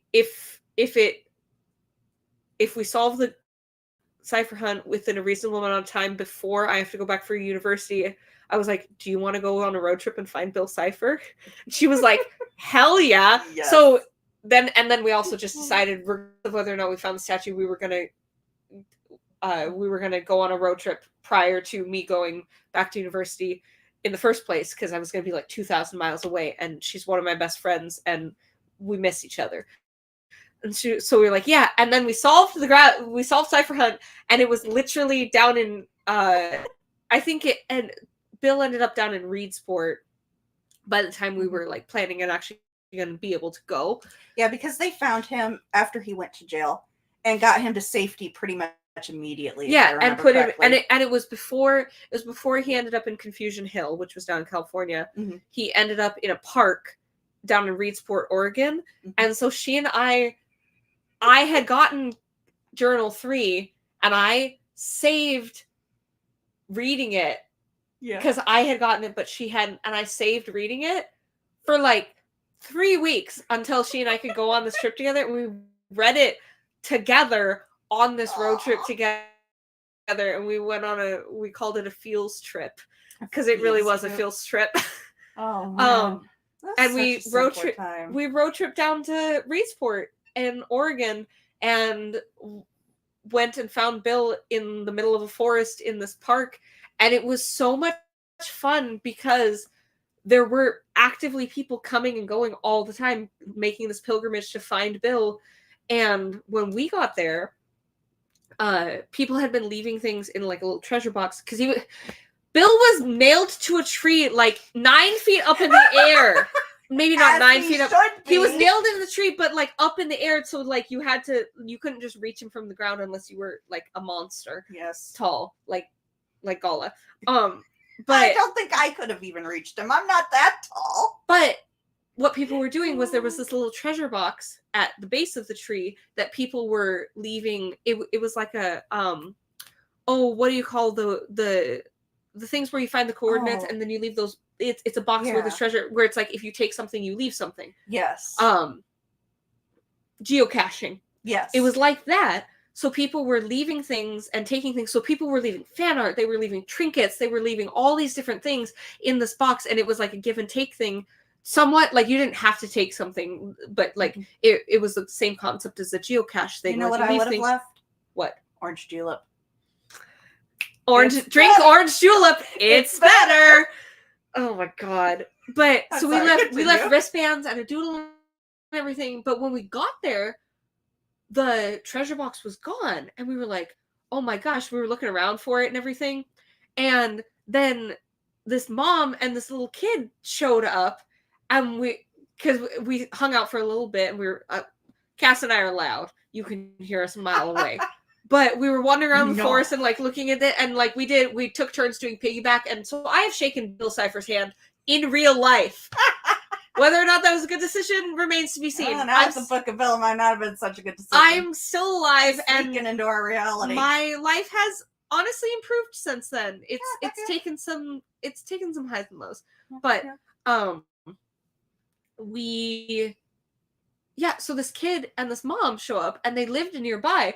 Cool. They didn't know Gravity Falls was. Oh no! But they wandered. But they like walked in this because it was good hiking trails, and like it was a pretty well used public park. Well, he didn't want to make it too hard for us. We're kind of dumb. Yeah, no, but it was as fun. A species, we're kind of dumb. But they were like, oh, we don't know what the statue is, and they were like, and the kid was like, oh, I have the box. Should I bring it back? And we were like, yeah. So we were explaining what the cipher was and the show. And so the little kid, she ran and got the box and brought it back for us. And she was like, oh my gosh, I'm so sorry. I didn't know what this was. I just found it. We're like, no, it's totally fine. Like, that's like, you were a small child that found a treasure box in the forest. What else were you supposed to do with it? That's perfectly fine. We forgive children who do things out of innocence. And she was like, oh my gosh, I'll leave it here. And then we spent like probably 20 minutes telling this mom and this kid about Gravity Falls. And we were like, oh my gosh. And we gave the blog for the cipher hunt to be able to be like, this is why we're here. This is what all these people are doing. Oh my gosh. And so we had the book we had the journal free. So I showed it to them and was like, oh my gosh, there's books, there's comics. This show is on Disney Channel. You can go watch it. And the mom was so happy and so enthusiastic about like, oh my gosh, this was so nice of you guys to do, to like stop and talk to random strangers and this small child and her mother in the middle of the woods for like 45 minutes. We're like, well, of course, why wouldn't we tell you about this cool thing that you could be part of? Because you're right here. It's also a good thing because that probably helped that child transition, kind of figure the internet is a dangerous place if you do not know how to get around. We were actually talking about this yesterday. Oh my God. Now, when we grew up, you never put your real name on the internet. Everything was anonymous because it was for your own safety. And now all these companies are like, oh yeah, give us all your information. You have to in order to use our site. And it's like, because we were talking about Tumblr and how we like being on Tumblr because you can be anonymous on Tumblr. Yeah, and it's one of the few social media sites where follower counts aren't posted and you can actually be fairly anonymous on Tumblr, and it's one of the few sections of the internet that you can actually do. Tumblr fame is not fame. No, Tumblr fame is not fame that you want. It's that you want. Yeah, I guess that's a good. Yeah, it might be fame that you get, but it is fully against your will. It's great. You do not want to, because most people on Tumblr just want to be left alone. For to be honest, to be quite fair, But if you go on to now X, I went to Twitter. Go edit my Twitter post. And you have to have premium now to edit your Twitter posts. And I was like, I'm not paying for that shit. Yeah. I'm not paying to edit my posts. That's dumb. No, but it was really fun. And it was really fun to be able to get to share that with kind of the next or the primary generation that Gravity Falls was made for. That's true. Because we were fully adults watching this quote unquote children's show. But definitely a show that was made. As adult fans, we always have to make sure that the kids are taken care of. And we're not ruining it for, it's of course it's made the original audience is for children. We are here to help with the experience. Yes. And have fun ourselves. And we're also benefiting from creators and artists and showrunners that appreciate their older audience and are making it for a larger audience, not just dumbed down, geared for kids. Yes. In the way that a lot of shows do, where experience like that in real life, to be able to get to share this with a younger fan and a younger audience. Yeah. So we tore pieces of paper out of notebooks that we had because we're an English. It's true. Fan fiction's so good. Yeah, fan fiction is also great. But we had scratch paper, so it was we wrote out oh yeah, this is the show. These are blogs that you should check out. This is ways for getting into the fandom and participating in that way. And also these are comic books for the show that you could look up, and like being able to give all these resources to this mom that very clearly wanted to like help steer and enable their child's enthusiasm and appreciation for a thing that like she was super excited about. And it was great. It was also great to see a parent be that like willing to engage, like willingness and want to engage with their child in a thing that they were super enthusiastic about, and being like wanting resources to be able to help their child better engage with something that they were interested in. It was like, oh, this is great. Interested really does help kids learn. Like the reason I am so good at like things I do is because of fandom. Like school is rough for me, man. Like it was rough. I gotcha. Thanks. Like I struggled with learning and stuff until I figured out how everything is intertwined. And like I was gonna get up and sitting grab more allergy medicine. I was sitting there once, and like I was talking, my mom was teaching, and my mom asked me a question about poetry with a kid while she was tutoring, and I said, well, if you look about it this way, do you know about Phineas and Ferb? And the kid was like, yeah. And I was like, okay, have you seen across the Phineas and Ferb movie? And the kid was like, yes. And I was like, think about it like this. When you think of the song It's Better with Perry, and you're talking about like the poetry and stuff. I got to remember the song off the top of my head. We consider every day a plus to spend it with a platypus. Everything it lines up. Yeah. So when you're reading poetry, put it to music or look in music, because a lot of the stuff you're reading and a lot of the media you consume are a lot of the same stuff. Yeah. Like it is modern day, like just with poetry. Poetry. It's just, and writing the same, because all of your TV shows, all of your stories, they are written at some point. It's why writers' rooms are so important. Yeah. You know, we can have a debate of how many people need to be in a writer's room, but they are indeed important. And even live shows have writers. Like you have to have them. Yeah. And so, yeah, this could go into a whole thing about unions, but we're supposed to be talking about Gravity Falls. No, but Support the animation union. Yes. No, but like it's great because Gravity Falls is great for many reasons. So is Phineas and Ferb, but we're talking about Gravity Falls. Oh my god, Phineas and Ferb, my beloved, my I'm absolute so excited freaking beloved. I just adore Dan Povenmire, and the fact that it took them so long to get the show made.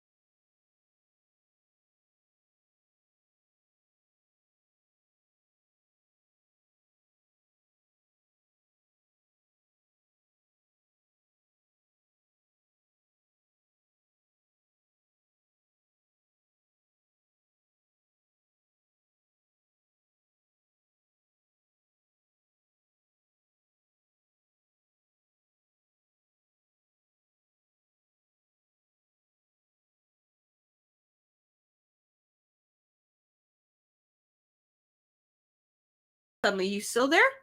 Can you hear us? Nope, they are not. There we go. Ding dang. Okay, sometimes it does that. Are we on? Can everybody hear us? Can you hear us? Let's see. There we go. There we go. Okay. Yeah, sometimes we're on Talk Studio, and sometimes it flicks us out for some reason. I'm not sure why it does that, but it does it. What was the last thing? What was the last thing that you heard us say or talk about? Talk about. Boot. Oot in a boot. Oot in a boot. Oot in a boot. We're in Minnesota, yeah. Oh dear, I just you just docked yourself. I think I've said it before. It's fine. Yay! Okay. Yeah, we were talking about how Just repeat the whole last part. The whole last part that I was saying was was we ended up running into people that had in the woods and we were talking about being excited about Phineas and Ferb. Okay, cool. Yeah, we were excited about Phineas and Ferb, and then I was talking about how we ran into people in those woods that came up from like Southern California or like Arizona or something. They'd made this huge trek and heard us singing, Cass and I singing "We'll Meet Again" in the forest, and made a beeline to us. And we're like, "Oh, obviously you guys know where the Bill Cipher statue is. Can you direct us?" And then we had this conversation with people that came from a completely different part of the country because because of this piece of media that we all loved, and because this piece of media had a creator that loved and cared about the people that enjoyed his stuff so much that he made this extra thing and put in this time and effort for the people that appreciated his creative work. Mm-hmm. And now look at all these good real world impacts that this piece of fictional media had in real life. We helped a mom and her kid be closer and find a thing to be enthusiastic about and mutually be excited about.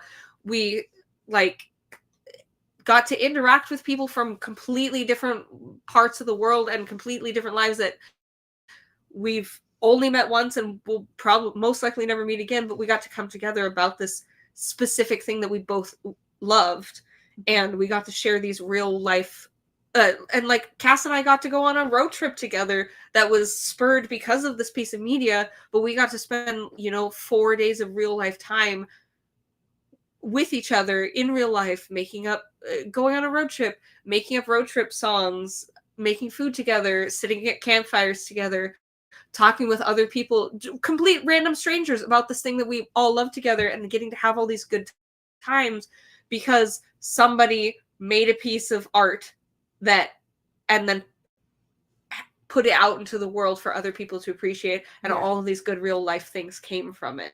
And then I was gonna talk I was gonna bring up, and it's important that we document these things because it really is important that the show has brought so many people together.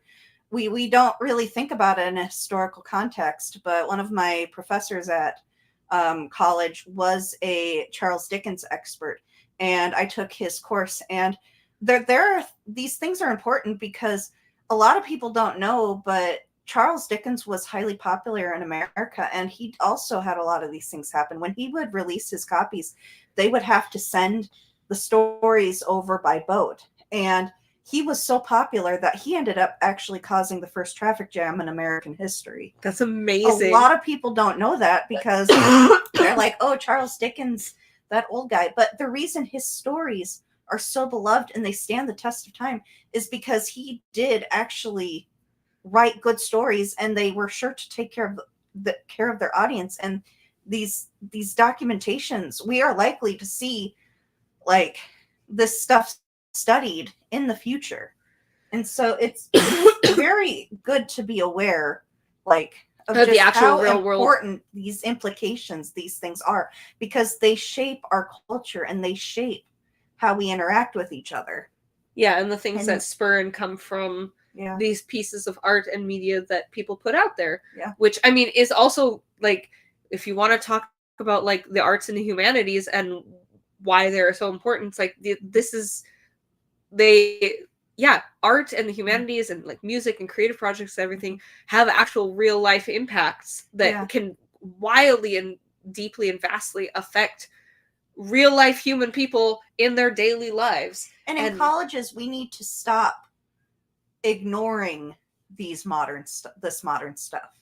Yeah, instead of just focusing on like the older things rather than like we need to be focusing on modern music and modern stuff. We need to be watching it because this is our future history. Well, we're living history right now. That's how history works. Yeah. And so all of these colleges are focused on this older, or at least, what we went in our programs, we were focused on all of the historical painters, and you need to know about them. But we also need to be aware of how we implement the things we learn into modern day. we need to, our classical music programs need to be showing us how to implement this into our everyday work. How do we implement it into projects? How do we do this and that and this kind of stuff? Well, and even just looking at and appreciating like modern composers, there's a yes. AI is a problem because too many people are ignorant.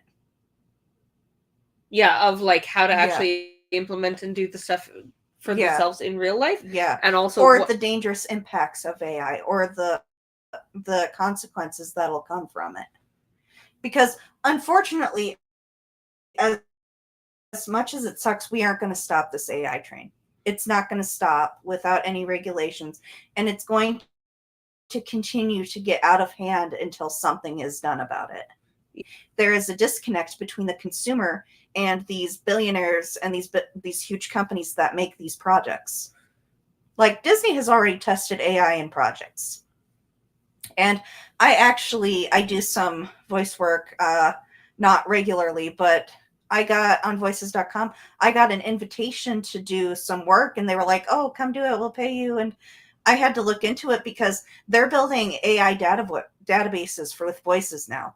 They're hiring people to pay about $350 to do a couple hours of work and then use their voices in perpetuity.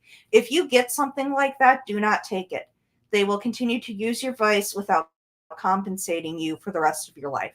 Yeah. Into the future. Do not sign away your work. Like, they will continue. And they're going to build these databases, and it's going to become the norm, unfortunately, unless something is done about it. And I don't say that as somebody who wants it. I'm just being a realist about it, because these companies will always figure out how to basically save a dollar. But currently with animation, we're in a transition period right now. It's kind of the same thing that happened back after Avatar: The Last Airbender. Oh, hey, I have coffee. Anyway, it popped up. I was like, oh boy, chat. Oh no, it's just me. I forgot I have that. I should probably update that. Anyway, so yeah, the animation industry is in a transition right now. And so we're going to see a lot more, like Phineas and Ferb is making a comeback. Fiona and Cake, they're going to fall back onto their safety net of what they know works until we get another Gravity Falls. Basically. Yeah. So, which is kind of what the Owl House was. Yeah. Well, definitely decidedly its own thing, but it was the next, like, because we had Steven Universe, and then we had Gravity Falls, and then the Owl House was. So I'm gonna say something controversial. Owl House has ended this previous generation of animation. Owl House was the end. Oh yeah, definitely, because they fucked it. They mishandled it so badly. Yes. So no, Owl House is the end of the Adventure Time Gravity Falls era of animation. It has brought that. It has wrapped up that section of time. So I kind of see animation in eras. You've got your 80s, and then you've got the early 90s with the cartoons.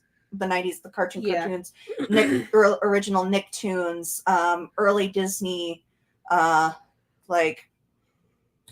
got like DuckTales was 80s, but like the mid 90s, Goof Troop in that area.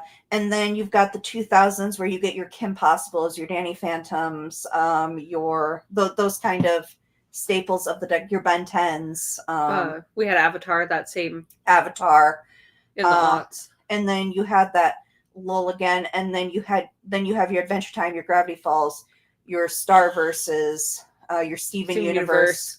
And we've had a lot of really good shows within this last batch of animation. So now what we're doing is we're going to transition, and we don't know what the future is going to look like. A lot of people are speculating it's going to be a lot more indie animation studios, but big animation studios like money, so they'll probably eventually figure it out again. And yeah, so it'll be interesting to see where we end up at the end of it, and hopefully AI is not a part of it.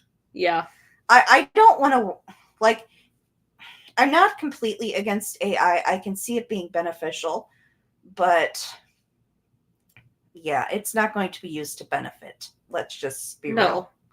In a perfect world, AI could be used to help creatives do their thing, but we don't live in a perfect world.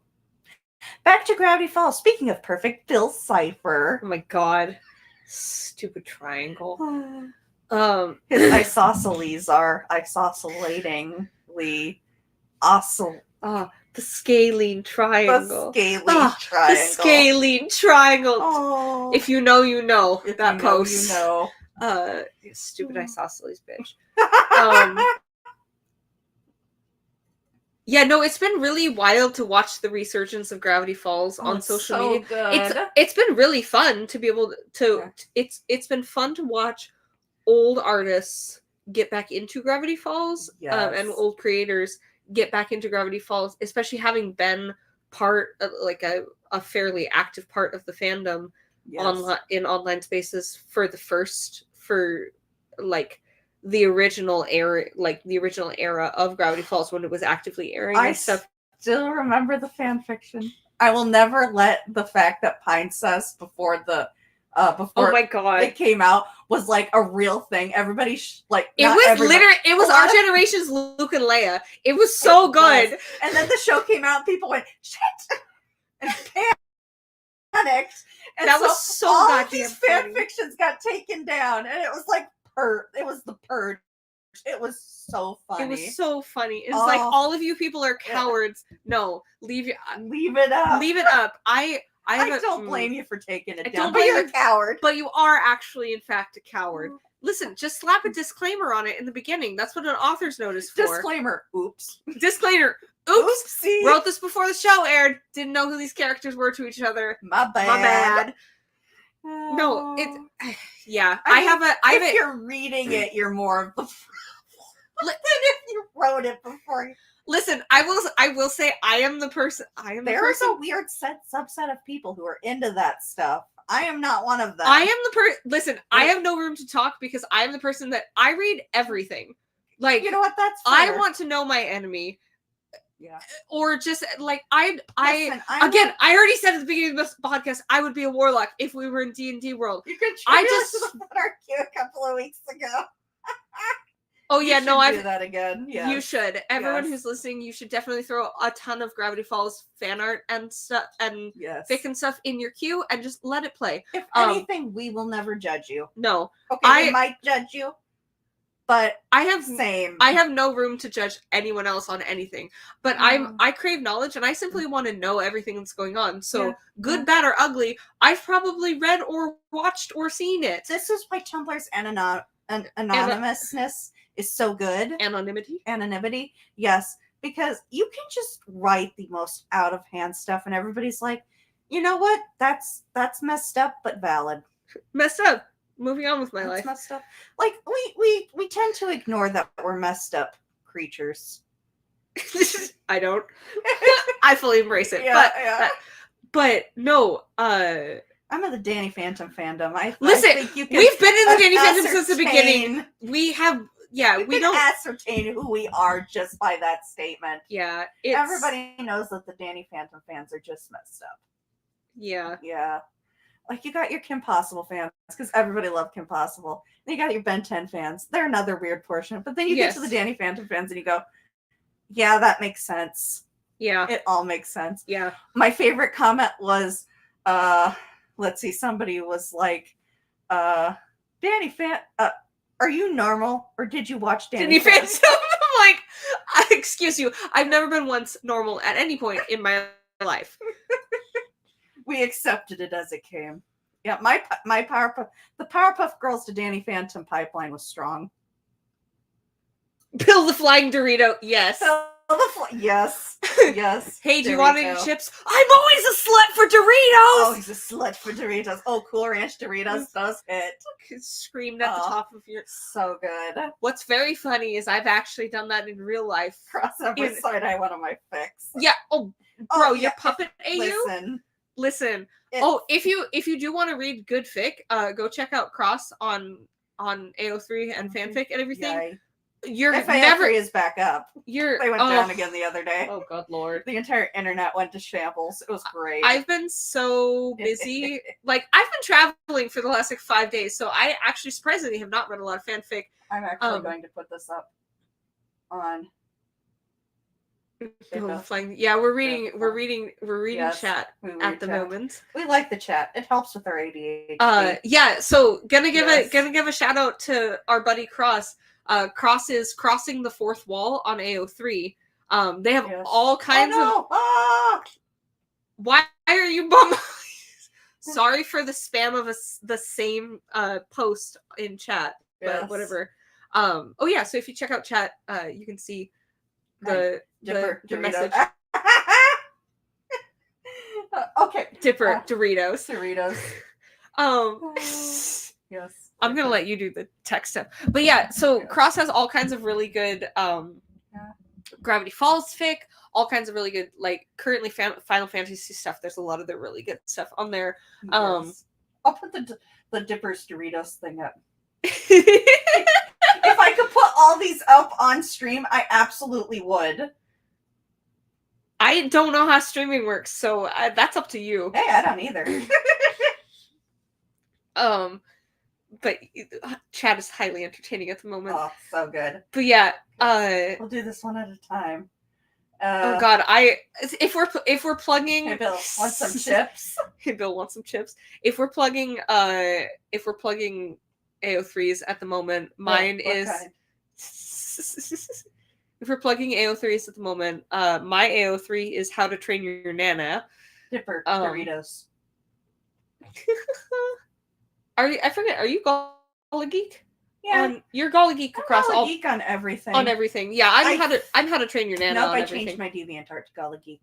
Yeah, I used to be Gala G with just a Gala and then a capitalized G. But I switched to Gala Geek because I got locked out of some of my accounts and I was like, you know what? Fuck it. And we'll make new stuff. Yeah. So yeah, everything is Gala Geek. Yeah, I'm pretty much How to Train Your Nana across all platforms. I also have some Gravity Falls stuff and most recently some like Minecraft stuff because I'm obsessed. Way too long. We've been on the internet way too long. But yeah, Cross has a lot of really good stuff. I have some stuff. You can check out Gala's stuff. We also have. Check out Gala's good stuff. No, check out Gala's stuff. It's great. No, Gala's high school stuff is so bad. Listen. Okay, just shout out for the youngins out there and also people our age or older. Just if you do fanfic, I will never take it down. Yes, don't take down your own stuff.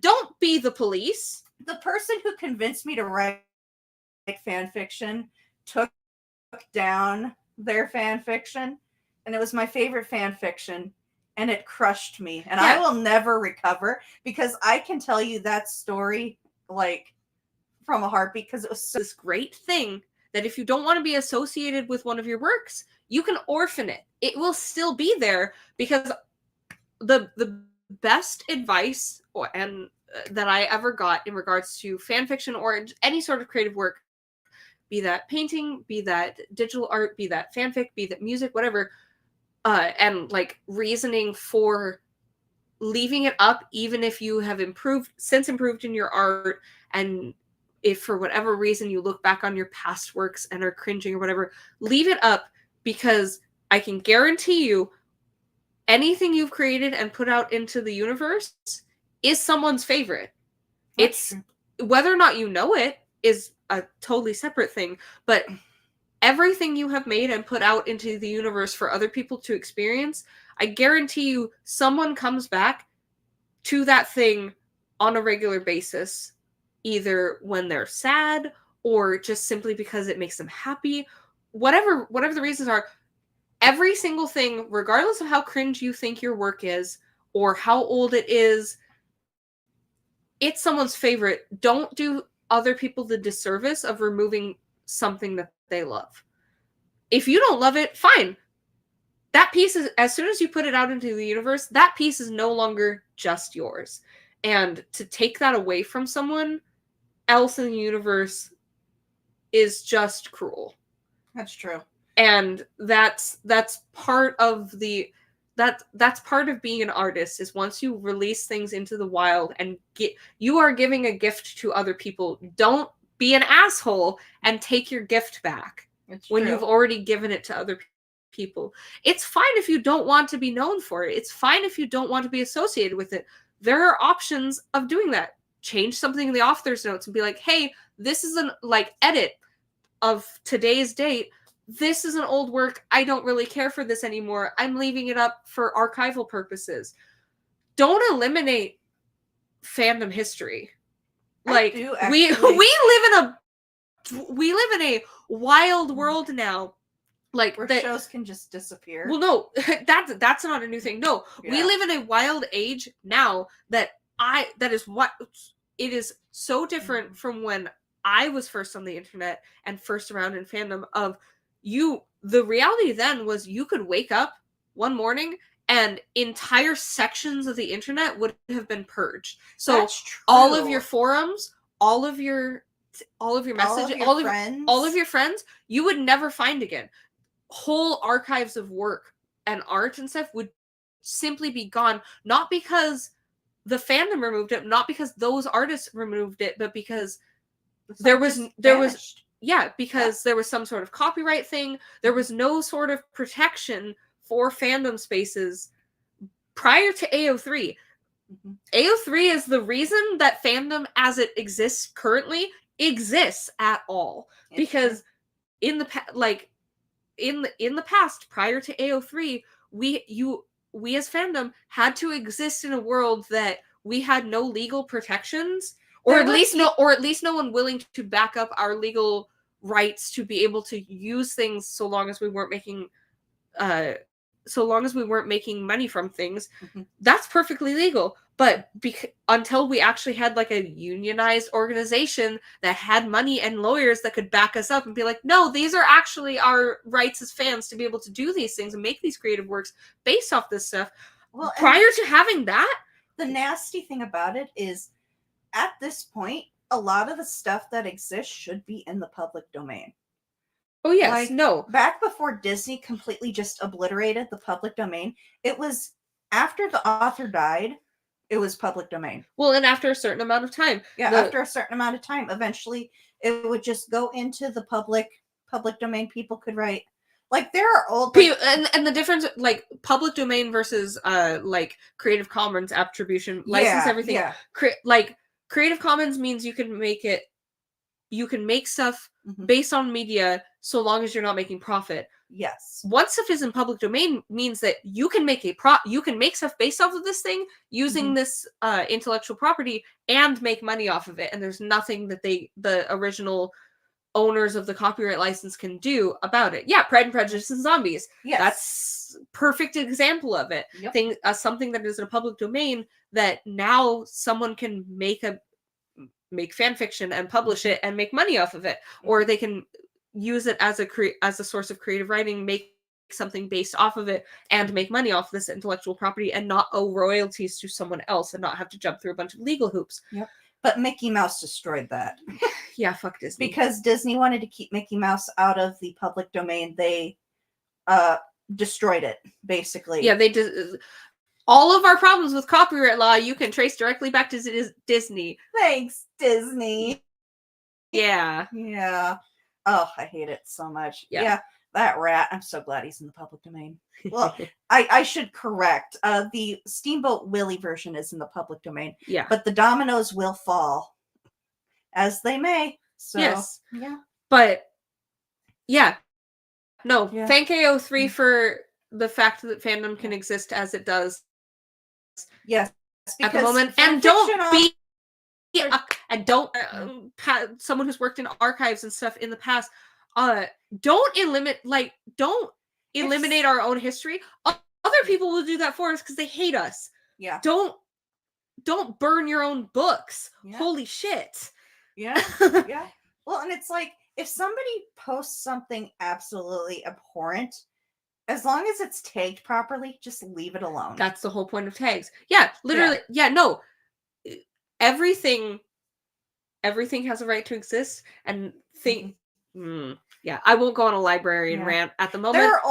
There are only two things, like, if the only two people there's only one person, and if it's somebody who harms an actual living child, then they should be castrated.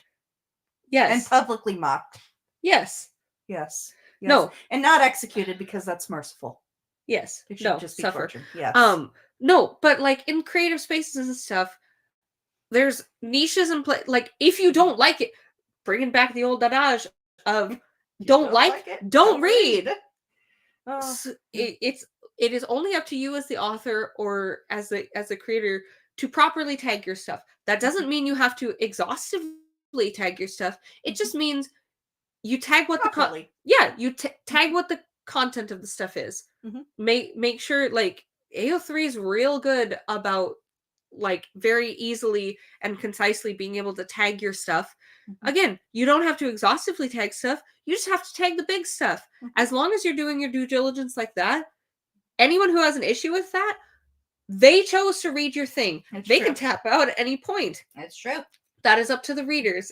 And that somewhat has gotten lost that very much has gotten lost in the last 10 years or so in fandom. Yeah.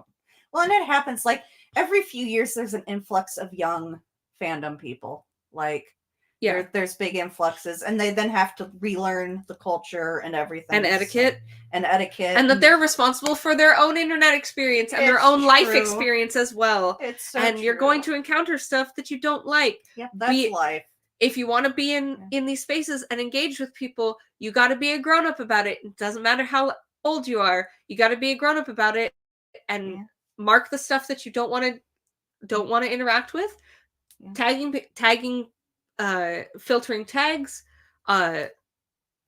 blocking people or unfollow people, block or unfollow people that post stuff that you don't like. It's as simple as that. It's not personal. You are responsible for curating your own experience. Yep. And so, the block button is super easy to use. Yep. It's so true. I just like messing with people. I'm kind of a jerk. But I will accept it. I like jerks, like, on the internet sometimes, because sometimes they're funny. Because sometimes people are just dumb. Yes. Let's be real. But like, I know with my... sometimes I hate that I haven't posted on some of my fan fictions a while, because I'll be scrolling and I'll be like, in the Nicktoons Unite fandom, I wrote that one fan fiction a while back, and I'll come across it and I'll read the synopsis and I'm like, oh, that sounds really good. I want to read it. Shit, it's mine. Yeah. Fuck, it's mine. Dang it, it's mine. If I want to read more of this, I have to write it. Oh, the worst. Yep. I'm just like, oh, that sounds oh no. That sounds marvelous and exactly like curated specifically for my niche interest. My niche interest. No wonder it was me. It was me. It was me, Dio, the entire time. Thanks, Dio. Speedwagon. What a champ. Oh my god. I love him so much. No, we cannot start talking about Speedwagon and Dio. We will not talk. Actually, if you think about it, Dio is just a human form of Bill.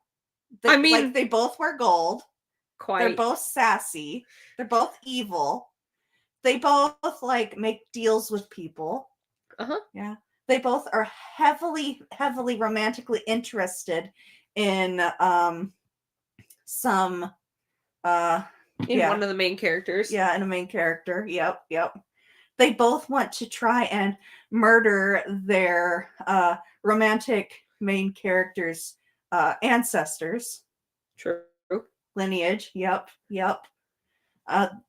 actually, I don't know. Yeah, they both want to cause the apocalypse. Yes. Like if you think about it, Dio and Bill would be buddies. They would be. They would probably be also wine ants. They would definitely be wine ants together. Yeah. They're both partiers. Yeah. Yeah. Like, it's all coming together. It's all coming together. I've connected the dots. You haven't connected shit. I've connected the dots. My work here is done. My work here is done. You didn't do anything. I love it. Dramatic cape swirl. I hope Miraculous Ladybug gets back on track. I miss when that was good. That is another thing that I watched at bare minimum and looked at the entire rest of the number of episodes I still have to get through. Went absolutely the hell not. Here's the thing: you can just get rid of season 3 and season. You can compress season 3 to season 5 into like one season, and you have a fantastic show. I don't think I got through the first season. Oh, okay.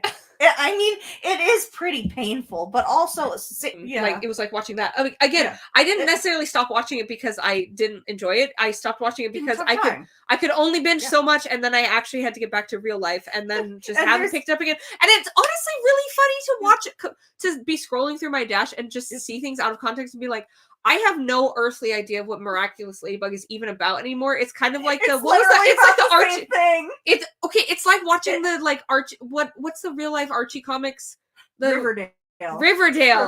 It's like watching, like seeing stuff pop up on my dash about Riverdale, because I did watch the first like 2 seasons of Riverdale, and it was batshit insane. But it's so wild to continue to see things pop up on my dash about Riverdale, because I'm like, I have no goddamn clue what is even happening in the show anymore, and what's fake and what's people just making things up. Cool, no way of watching this. And then you actually watch an episode and you're like, huh, I thought this was fake. It's real. It's canon. What? Well, and then you hear that Marinette and Adrian actually end up together, and it's like, that doesn't sound right. That sounds fake, but okay. Fake. Yeah. Yeah, no, they do end up together. Wait, is it still airing or is it over?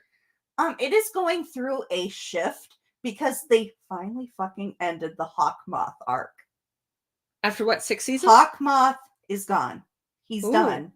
They're moving into the next phase because they have to completely revamp the series because they've lost so many people.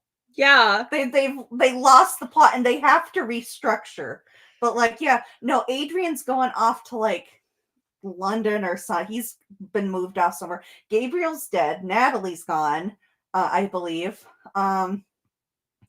Marinette's still in Tokyo, or not Tokyo, still in Paris. Chloe's been shipped off to the United States. No, it's a mess. But now that they're separated, Marinette and Adrian have finally gotten together. They still haven't shared their secret identities yet. Why would they? Why would they? Because that's still a plot point, I guess. That's going to be a deathbed reveal. It really is. It is. They're going to be old and have been married for like 60 years by the time one of them figures out, because I love them. They're both idiots. They're so dumb. And everybody's like, Marinette's a creep. And I'm like, yeah, but that's kind of why I love her. Like, she really is a stalker. But it's kind of like, everybody's got their thing. She just, and she really does genuinely care about Adrian, though. Yes. Like, even if he wouldn't end up with her, she would still be his friend and care for him. And I think that's kind of where I kind of am like, okay, you know what? Yeah, she's a little creepy, but at the end of the day, she really does care about him. Yes. And if he ends up with somebody else who's not Chloe, she'll be fine. Or Lila. Fucking hate Lila. Great villain. Hate her so much. I honestly don't even know who that is. She's the lying bitch who lies about everything. I could show you the picture. The last time I watched Miraculous Ladybug was like half a decade ago. I unfortunately have too much Ladybug knowledge. It's kind of like my Danny Phantom knowledge curse. No, that's not a curse. That's a blessing. That's true. You look up stuff and entertain chat. I have to go pee. I can talk more about Danny Phantom. We could talk about Gravity Falls, which is what we have not even gotten to our National Treasure AU yet. Oh, so good. We need to, because we cannot make people wait till December for that. It'd be November. I don't know what day it is. You're coming to visit me in November. That's the next time we're going to get to stream together. That's true. We'll be drunk then, too. Actually, I haven't been drinking enough. But yes. Keep up with me. I've already drank. I probably... what does Sigma? I'm going to fall for some sort of joke. I know it. Hi, Benny Gamers. What does Sigma? Don't fall for it. I gotta fall for it. They've set it up. I can't let their efforts go to waste. Oh my gosh. Yeah. Okay. Gravity Falls. Yes. Yes. So where are we at? Neither of us have read the Book of Bill. We've talked about the Cipher Hunt for hours. We've gotten off topic about 20 times. Where are we? Well, since we're on Falling for the Joke, have you guys watched Tomato Sauce? Of course you have. Yes, their Golden Guard saga is absolutely fantastic. Like, I laugh every single time. I have the one where it's the one where Ida is stuck with the owl beast and he's trying to check trying to see if her car's extended warranty is expired, and oh, I just lose it every time. Oh, it's so good. It's so good. Where was I going with this? Right, Gravity Falls. Yeah, no, I watched Gravity Falls when it aired. I was actually really excited for it because I saw it and I was like, this actually looks like it's going to be a quality cartoon. I'm pretty sure I was watching Phineas and Ferb when I saw the commercial for it, but yeah. And at the time, Disney was doing this thing where all of like the first episodes for their series were free on iTunes. So that's actually where I watched Randy Cunningham for the first time as well. Because I just went through and I downloaded a bunch of first episodes because they were free. You know, when you make something easy to access, people are actually going to go out and buy stuff. And so, because I downloaded those, and then I ended up buying a couple of other episodes also in succession as they came out. But yeah, the Pine Cest was hilariously purged from the internet when people realized that Dipper and Mabel were indeed siblings, and these weren't just friends on the internet. Oh, that was funny. Oh, it was so funny. And so, yeah, and the show came out, and then, yeah, it really was. I still remember when Not What He Seems came. I'm going to wait for Nana to talk about Not What He Seems because that was just so good. I am sorry. My brain is fried, so I am meandering to all get out. Hi. Hello, I'm babbling again. I was talking about how Gravity Falls when it came out. And so cold. It is cool down here, isn't it? I know, you're perfectly fine. I'm like, oh, this is lovely. Let me climb back under my 4 layers of blankets. You can do it. My icy cold hands directly on you. That's sure chilly. I know, I'm so cold. Oh. I'm gonna put my... I'm still waiting for Benny Gamers GT to follow through on what the Sigma is. I'm still waiting. Okay, I'm gonna stick my icy cold feet on you set because me I'm up. actually freezing. I batted it for you. I'll let you hold on to that anymore. I will absolutely follow through on the delivery. Anyway, we were talking about going if we're veering back to Gravity Falls. Yes, we should, because we haven't even gotten to our AU yet, which is what we came to do. Like, it's what we were supposed to do. That was like more than half a decade ago, during a time that I was barely getting any sleep. So we'll see if I even remember any of it. But yeah, it started because we both shipped Dipper and Pacifica. It was so fun. So funny. Oh no. Both of our brains stopped. Listen, the ADHD is so real. Eventually we'll remember it. That was way back in university, and that was when I wasn't getting any sleep, and it was definitely during like a 3 a.m. insomnia-fueled rant where we both drank way too much coffee. We did. And been awake for like 3 days. Watch McDonald's open. We literally, oh my god. I did! McDonald's closed, and McDonald's opened again. And we were like, uh-oh. We were like, oh, we've been sitting in this parking lot for too long. We sat in a McDonald's parking lot from like mid-afternoon until it reopened in the morning, talking about Gravity Falls, if that tells you what level of nerd we are. Yes. Well, we also, like, I don't know about you, but I didn't have a lot of friends. Shocking everybody. I didn't have a lot of friends. Actually, I didn't have a lot of friends. I had a lot of acquaintances. Same. Because friendship is you aren't putting on an act for people. Yeah. Yeah. Yeah. And so, yeah. I'd say I have quite a few friends. Like, I definitely have a lot more now as an adult than I ever did as, like, a school child. I'm a very acquired taste, though. Yeah. So am I. I'm a very strong personality. Which is not to say I wasn't... which is not to say I was not on good terms with most people all through all through grade school and junior high and high school and even through a lot of college, because like I'm a fairly amiable person, and like I was involved in so many school activities and clubs and sports and things like that, and like I'm I'm our friend group's resident extrovert. It's true. If we didn't have you, we would never leave the house. We would all just huddle. I drag you. Listen, at least we can all huddle together. You guys would all be huddling, but by yourselves in your own freeze to death if we didn't. I know. Maybe that's why I'm an extrovert. Is because I don't make body heat, and I simply need to acquire a whole bunch of introverts that are willing to cuddle with me and make food and stuff. But anyway, yes. Yeah, my parents are like, "You and Dustin need to get out of the house," and we're like, "But the house is nice. It's safe. Nice. Nobody's going to hurt us here. There's no weird random people that are going to come up and spark conversations about Danny Phantom with me and then be like, well, you're my best friend now. You have me for the rest of forever. No, you see, that's great, because normally I actually told a friend once that my favorite show is Danny Phantom, and they went, what the heck is that? And I was like, immediate deflate. Yeah. Because there's people you can be like, oh, you haven't seen this? Here you go. And then there's other people who you can't.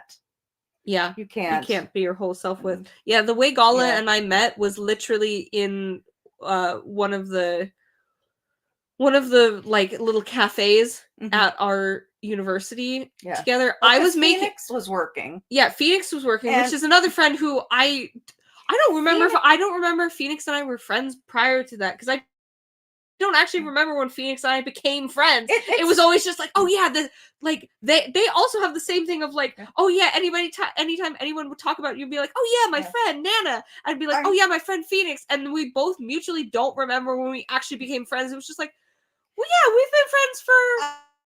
I'm an ambivert, so I kind of swap, but Phoenix is hardcore introvert, and and so. We were both adopted because all of my friends... Sorry, hold on. Cross just said something. You overheard me talking with One Piece with a sibling when I moved into the dorms at Senn University. Literally burst into her door when, oh my god, you're talking about One Piece, screamed in excitement, did like 3 laps around our dorm hall, and then came back and went, okay, I'm normal now. Can we talk about One Piece? Yes. And we've been friends ever since. It was great. I hope I was a good first experience to moving into the dorms, because I don't think you'd even like picked your bed yet by the time I just burst into your life. Oh, yeah. It was great. It is great, yeah. And I'm the oldest of our friend group, so I went through... Oh yeah, your mom was there. Your mom was there. You found your people. Yeah, I'm the oldest of our friend group, so it took me a while to find my friend group, because all of my friend group are younger than me. Yeah. Yeah, I actually am very young. I was young for my grade. Our parents put us in school young because they're teachers, and we couldn't afford childcare, really. Yeah. So, so we were young. But when I got to college, first year was really rough. I roomed with sports people because my sister is highly athletic. She actually coaches college softball now. Ironic, since, she's hit me in the face multiple times with a softball and broken multiple of my bones with a softball. Yep. But yeah, and they beat me. And so that was a thing. And my sister actually got a bully charge that year because she defended me. Yeah. And yeah. And so my sophomore year, I roomed with some people I had met in choir, and it was good. I'm actually still friends with one of them. Libby. Yes. Yes, we love Libby. We love our Libby. Libby is good. Yep. And then one of my roommates left to go up north. Never heard from her again. And then Another one of my roommates, who we'll call her B, was very flaky and just kind of went off. And she tried to get in contact with me a few years later, but I'm like, I see through you now. Yeah. And so I had no friends going into my. I mean, I didn't have friends, but I had acquaintances going into my. Would have been my third year of college. And I roomed with some people my sister recommended again. But this time she recommended and handpicked them for me. And they were party people. So they would, you remember. Oh my God. Yeah. I remember that.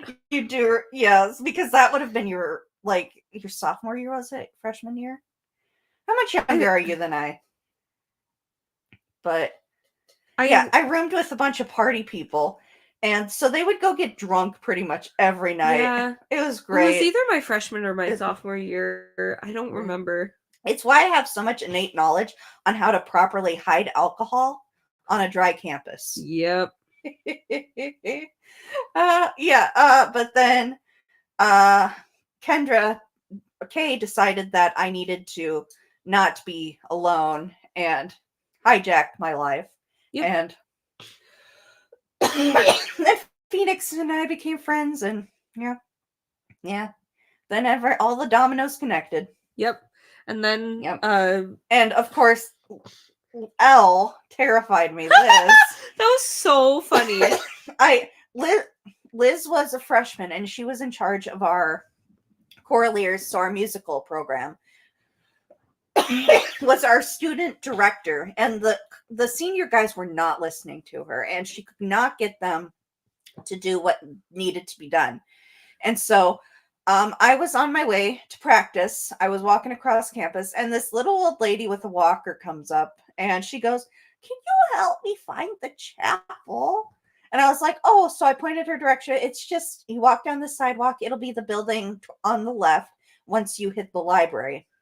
And she goes, "Oh, can you show me how to get there?" And it sounds like I'm exaggerating, but no, it was like this because she's like my grandma on my dad's side. Yeah. It was very tiny. And so, and about 1 million years old. Yes. And so I helped her to the chapel. And so I was running late for Choraleers, and I got in there, and Liz made an example of me. Yeah. And of course, here's me like, "Oh, okay. Yeah, you didn't say why you were late. Say why I was late. I was just like, I deserve this. This is fine." And so Liz just laid into me. And so of course I'm terrified of her. Like, she is now scary person. Very scary. Must not interact with, must not cross. Very scary. Much scared. So sad. And so I was determined never to interact with this person ever again. Well, that didn't work for Nana. Yeah, because post that happening with Gala, Liz is still mad at me to this day for not telling you. Her. Yeah, then because she felt horrible once you actually told her why, and she was like, "You could have just said that you were helping a little old lady across campus, and I wouldn't have done that to you. Why didn't you say something?" You were like, "Well, I thought I just deserved it." No.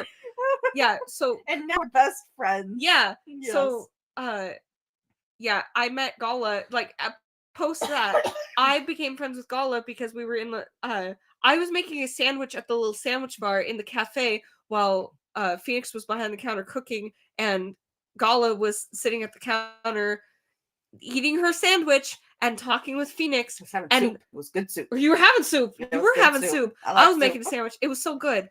And chatting, and I hear I see out of the corner of my eye these people talking, and I'm just casually eavesdropping as one does, and heard blah blah blah blah Danny Phantom, and I literally dropped my sandwich back into the sandwich bar, bolted over, and just appeared next to Gala and magical. Was like, "Did you just say Danny Phantom?" And you went, "Where the hell did you come from?"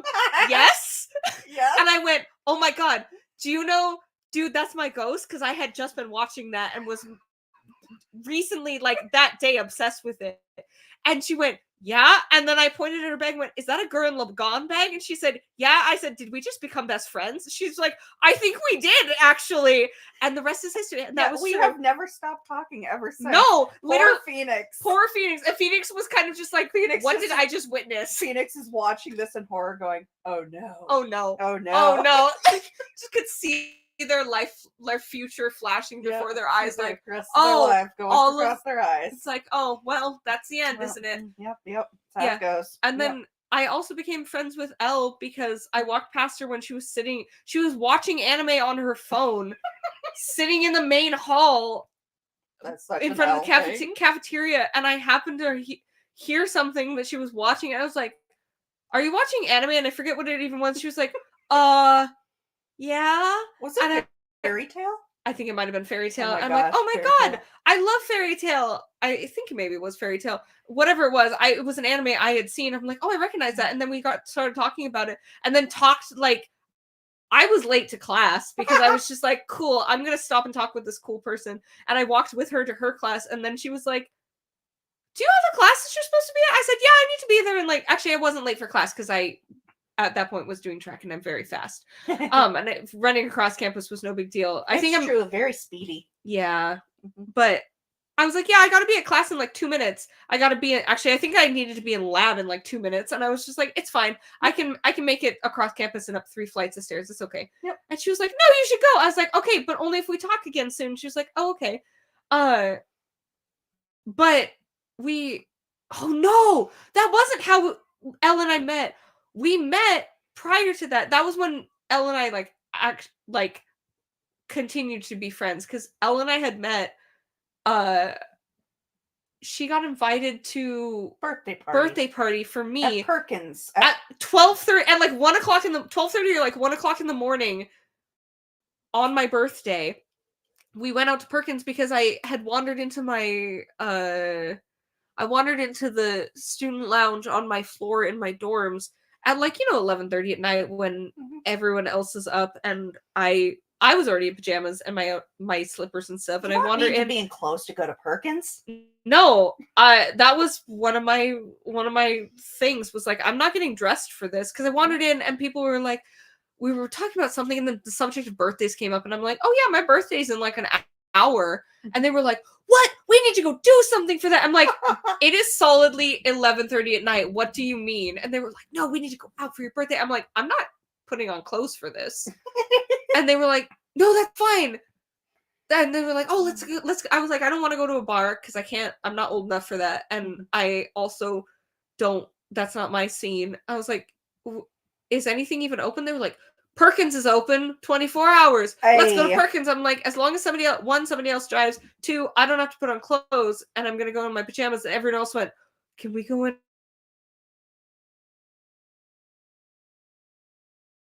So like 25 of us not naked. Yeah, like 25 of us went to Perkins at 12 at night at like midnight.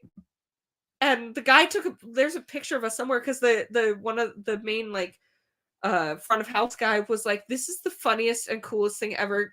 I'll take your picture for you. He was like, this is great that you guys all are here in your pajamas for someone's birthday. And and Liz got like pulled along because I knew her friend C, and C was like, oh, you should come to Nana's birthday party. You'll really like them. And so she did. We ended up sitting across from each other at like the tail end of the table and having this whole huge conversation before we even introduced ourselves. And Elle was like, yeah, I just got invited along. I don't even know who the person whose birthday this is. And I was like, oh, it's mine. Hi, nice to meet you. And she's like, oh, happy birthday, blah, blah, blah, and everything. And then we became friends, and then we didn't talk for a while. Yeah. What? Being charming. Just charmed pants off you immediately. Like usual. Yep. I have a very high charisma stat. But then and then we didn't talk. And then then it was when I walked past her, she was watching anime. And I was like, oh, I met you at my birthday party. Cool. I'm going to be friends with you. And she looked at me like, no escape. Yeah, because she's also an introvert. I just hoard introverts. Yeah, and then the rest is history. And and then I was like, oh my gosh, these 2 people would be great friends, and I introduced you to, and you went, oh oh, it's a scary lady. And Liz went, I yelled at you. And I'm like, you two are going to be great. It's stronger than we forged our friendship in flames. It was great. Hey, listen, once somebody's yelled at you and made an example of you, there's nothing worse they can do to you. No, absolutely not. Yeah, you've publicly humiliated me. Yeah. And we're still friends. Yep. I think our friendship is pretty solid. Oh, I wouldn't have it any other way. Nah. Well, also because now that I know her, I also know she's not like that. Yes. Like she had to do it in order to, assert dominance. Yes. Over the entire course. She's not like that on a regular basis. She just happened to choose the biggest cupcake of the group. Yeah. And everybody knew it but her because she was a freshman. Yeah, and hadn't known you. It was just like, oh. Everybody's looking like, why is she being mean to that person? Why is she being mean to that one? I deserve this. Gull is the nicest person you're ever gonna meet. What's Elle doing? It's like, okay then. It's like, well, if she's willing to roast the cupcake, what's she gonna do to us? You should be afraid. It was great. Nah. Pretty sure my teachers were laughing. Thanks. Absolutely, they were laughing. I'm pretty sure that was the year that Mr. M hung Raggedy Ann from the ceiling. God, I remember that. He was like, and then he just never took it down. No. I think eventually the theater people had to take it down. Yeah.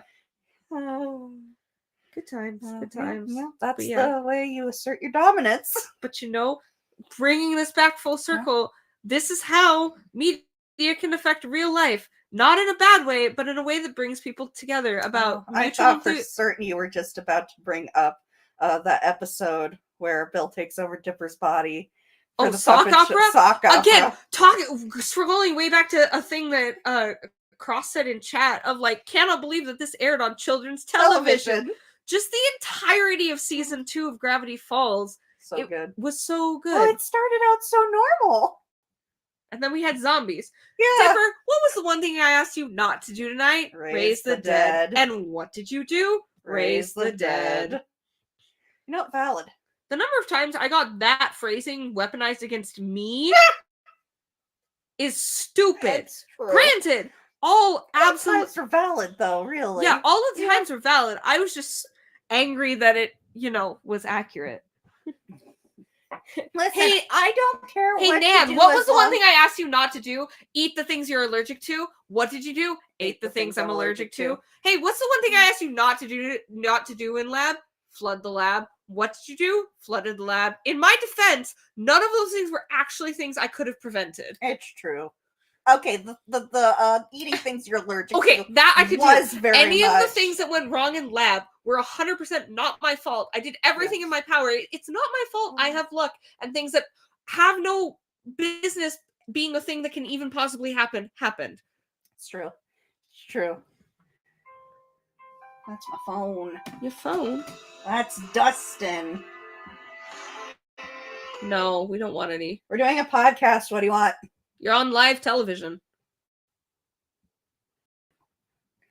No, you're not. You're not on speaker. What's up? Our reactions are on speaker. It's true. You're not. Do we need anything from the store? We just went shopping last night. No, I think we're good. If we need anything, that's on us, and it's our fault. It's true. No, just come home so we can make food. No, supper is not ready. It is 6:30. It's 6:40, my dude. It is 6:40. Huh. Dustin says supper time was like 5. You people eat dinner real early. I don't eat dinner until like 7 o'clock at night. I know. That's a personal thing that I will explain to you when we're not on air. No, it's all good. Yeah. Again, I also have a West Coast sense of time. Okay, that's fair. Yeah. Yeah. I mean, we haven't started. It should. It's just steak and potatoes and beans. It will not take long to make. Listen, I'm a professional chef. I can make dinner in like 30 minutes. It's fine. It's true. Yes. Should we plan to cut the stream at 7 then? Yes. Okay. Okay, so we should hijack it and actually get through the Gravity Falls AU we were talking about. Oh, we're not going to get through the Gravity Falls AU, but we can at Okay. least give our audience a taste of it. It's true. That way we can do like a prelude. He just hung up on you. We can do a prelude, like a kind of here's what to expect next time on this whatever the heck this is. Yeah. Yes. Whatever the hell this podcast Oh no, is. I never did our intro. Hello, ladies and gentlemen of the internet, and welcome to whatever the heck this is. Okay, we're good now. I'm Nana. I'm Gala. Welcome to the shit show. Welcome to the shit show. It's technically the ship show. It's more family friendly. It's more listen, YouTube won't flag us if we say the ship show. It's true. In our header. Yeah. When we drop the F-bomb, we immediately get taken. No, I'm kidding. I don't think so. I don't think they care. As long as I'm not marking it for kids. Yeah, none of us are. That's the children's. Neither of us are large enough streamers or large enough internet presences to get tagged for to get dinged for things. It's true. I'm not here for fame. I'm here to vibe. We're here for the vibes. I want to make good content and have people be cold. Happy. I'm what is sorry. wrong with your room? It's the Arctic. I know. I love it. I'm a polar bear. I can't help it. That actually is very accurate. Yes. It's okay. I'm a snowman. It's fine. Frosty the Snowman. I do have a top hat. I actually have a vintage top Spider hat. with a top hat. Ooga booga. I'm sorry. I hate you so much. You are kind of Spider with a top hat. Said with so much affection, but I hate you so much. I love Spider with a top It's hat. fine. He's my favorite, which is why I hate the end of Star Versus. Yeah. But we're not here to talk about stuff. Okay, so we're here to talk about Gravity Falls. Gravity Falls. We have not talked about Gravity Falls for like we've talked about it. The thing is, we've talked about it off and on, and we've talked about things that. That's true. We've definitely kept the thread going. Yeah, I mean, most of our discussions are general animation industry things, and that's true. And Gravity Falls kind of is a culmination of the animation industry within that time. Yeah. And I mean, it's a discussion like it's Gravity Falls, but with the substance of Gravity Falls in relation to like animation industry and fandom and like technical aspects of story and things like that. That's true. Like we're talking about Gravity Falls in a larger meta context than just the show itself and the characters, because mostly because we've talked about those extensively and exhaustively. We have.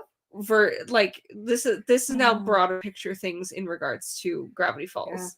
Yeah. Unfortunately, now we have review mirror like lenses.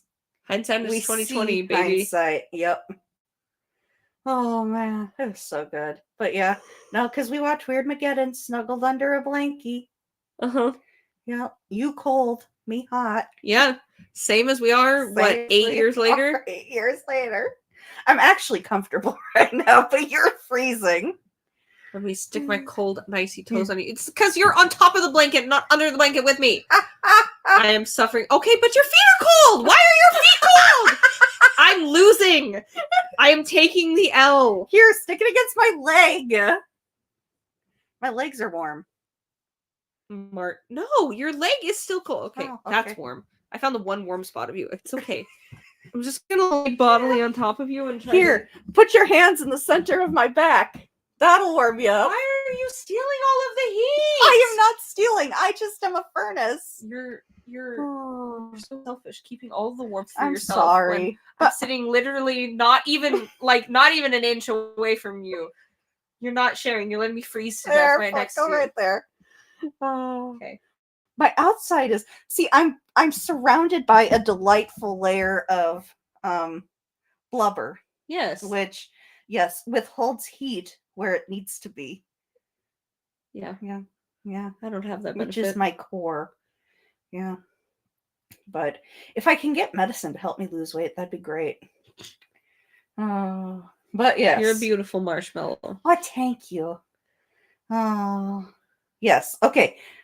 Because when we started talking about the Gravity Falls National Treasure AU, we were talking about Pacifica and Dipper. Yes. And how they are totally endgame for the series. Yes. Like, Alex Hirsch himself ships Dipper and Pacifica. Yes. Because he is big on enemies to lovers. Yeah. Which is probably why Bill and Ford are a thing. Yeah. He's also huge on, like, toxic exes. Oh my gosh, yes. Because it's funny as hell. I love how when it was brought up, why do you let people ship Bill and Dipper? He's like, don't let them do anything. People are going to do what people are going to do. And also, it's funny as hell. It is. He's like, people are going to people. You can't do anything about it. He's like, I think it's kind of fun. It's like, I think you fundamentally misunderstand what fandom is about and how people work. Yes. And free will. Yes. I mean, this is a guy who worked Flapjack. Yeah, I love Flapjack for a reason. Anything with the Bill dipship is nothing compared to what Flapjack was. Let's be real. Yeah, Flapjack was a fever dream, and I'm not sure if it was a good fever dream or a bad fever dream, but it sure was a thing. To quote Flapjack, yes. Is it a good dream or a bad dream? Oh, all of your dreams will come true, even the bad ones. Yes. God, Flapjack was such nightmare fuel, but in the best way possible and also in the worst way possible, and I love it. Yes. It very much gave me the vibe of like Courage the Cowardly Dog. Yes. Yes. Well, and it also went on to inspire Adventure Time as well. Oh yeah. A lot of the creative team went to work on Adventure Time. Yes. It's just yeah, your feet are warmer than mine. That's interesting. Well, your feet have been staying outside, and I just had mine tucked between your legs. That's true. That's true. I mean, if I were to bundle up, I'm sure I could be nice and warm here. No, because then you would overheat, and you would be uncomfortable. I'm warming up perfectly fine now that you're sharing your heat with me. Okay. Yeah. As long as you're not like touching my feet or hands, I'm actually quite warm. Yeah. Oh. So it was Dipper and Pacifica. Oh yeah, because the whole thing. Yeah, and we were like, because the Grunkles, our premise was that the Grunkles disappear when they're on their boating trip. Yeah, with Stan and Ward going around the world investigating anomalies. So Dipper and Mabel go back to Gravity Falls to try and investigate and find some clues as to where they could be. But while they're there, they realize that Bill has busted out and is planning to take over the world, but they don't know where he is. But there are clues laid throughout the entire world. And so Dipper goes, we have to steal the Declaration of Independence. Yeah. So it's and it kicks off this whole worldwide adventure, National Treasure-esque adventure where they're stealing all these precious artifacts from all around the world because there's clues hidden in all of them, and they're following in the footsteps of Stan and Bill, or not Stan and Bill. Wow, Stan and Ford. So they're trying to find the Grunkles because they think that something has happened to the Grunkles, and they don't know where they are. And they know they're alive. But they're following all of these different clues, kind of like real life. We have a red book of Bill, but it's probably gonna be super. Yeah, it's probably gonna fit super well in this. But they think Bill has kidnapped the Grunkles. Yeah, and so they have to. So they're quote unquote retracing the Grunkle steps all around the world because they've been getting postcards. They've been getting all these things. So they go to where these postcards came from, and are solving Cipher Hunt-esque puzzles of trying to find the next step of where they've gone, and they're trying to solve the mystery that the Grunkles were trying to solve when they disappeared, while also trying to solve the mystery of where the Grunkles disappeared to and what happened to them. And where's Bill? And they're all of these people are on their tail and trying to the stop government them. is chasing them. Because they've acquired all of their own problems, not just they're we know that somebody's after us because somebody was after the Grunkles, but we don't know who these people were. Also, we're acquiring all of our own enemies, so all of these people. So it's the Grunkles are the first thing running around, and then they're like Scooby-Doo. You see the Grunkles running after whatever the hell they're running after, followed by Dipper and Pacifica and Mabel. Oh, Pacifica doesn't want to be here. She was going to turn them over. She said, listen, Dipper, I like you, but I'm not putting up with this bullshit. I am reporting you to the police. So, of course, Mabel knocks her out. Drags her along, and then she's an accomplice. Yeah. Yeah, she's passed out until they're literally like they're stealing the Liberty Bell. Yeah, they're stealing the Liberty Bell, and she wakes up and goes, "Why have you made me an accomplice?" She's like, "I'm still gonna leave you." And then it's like her face is also plastered on all the wanted posters. She's like, and Mabel's just like, "Too late, you're guilty by association now." And Dipper goes, "Welcome to the club." And she's like, "I hate both of you so much." Candy, we need to get out of here. Brenda, I have a bell. And I have a bell. Bust through the building and they take off running. Yeah, because it's Candy. Yeah. It's Bill. I have Bill on the brain. It's Dipper. Bill could be there too. We don't know. Yeah. Yeah. It's Dipper, Pacifica, Mabel, Candy, and Grenda. Yes. All on this heist nonsense trip together, and it's so good. Gideon is back in Gravity Falls, keeping it all together. He's helping Seuss. Yeah. Keep the... These government agents are on their tail. Yeah. Gideon is back in Gravity Falls, giving everyone the runaround and bullshitting in only the way that he specifically can, as a favor to Mabel. Yes. And here's the thing.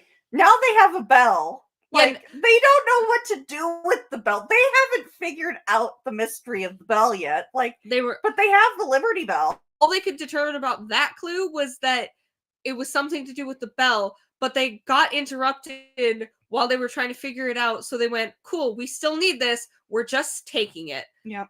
And so they're running around trying to figure out the clue in regards to this bell. Turns out it's not even... It's not even the Liberty Bell that it had anything to do with. Yeah, so it's not the Liberty Bell. The real Liberty Bell is like somewhere different. Yeah, they stole the replica one, and they need the actual one. Yeah, and there's a whole bait and switch. They gotta find the actual Liberty Bell, do bait and switch with it, get away with it, not get murdered or caught by the cops. Yep, the government's on their tail. Yeah. Yep. Wendy's like, "What are you doing? Go get him." Yeah. And they're like, yeah. And then eventually, the original, circle thing would come into play, I imagine. But yeah, eventually the Grunkles show up, and it's not that they were missing or anything. They just lost cell service. They lost, because the whole ending thing is there was no conspiracy theory. There was no actual scavenger hunt that they were putting together to, solve a huge mystery that they needed help with or anything. They were just leaving clues because they thought it would be fun they thought it would be a fun thing for the twins to go on a trip with them next summer, or to go on their own trip. Yeah. To be just these unrelated puzzles to each other. And it was all just Dipper and Mabel and Pacifica being like, these has to all be connected, has to be a big conspiracy theory.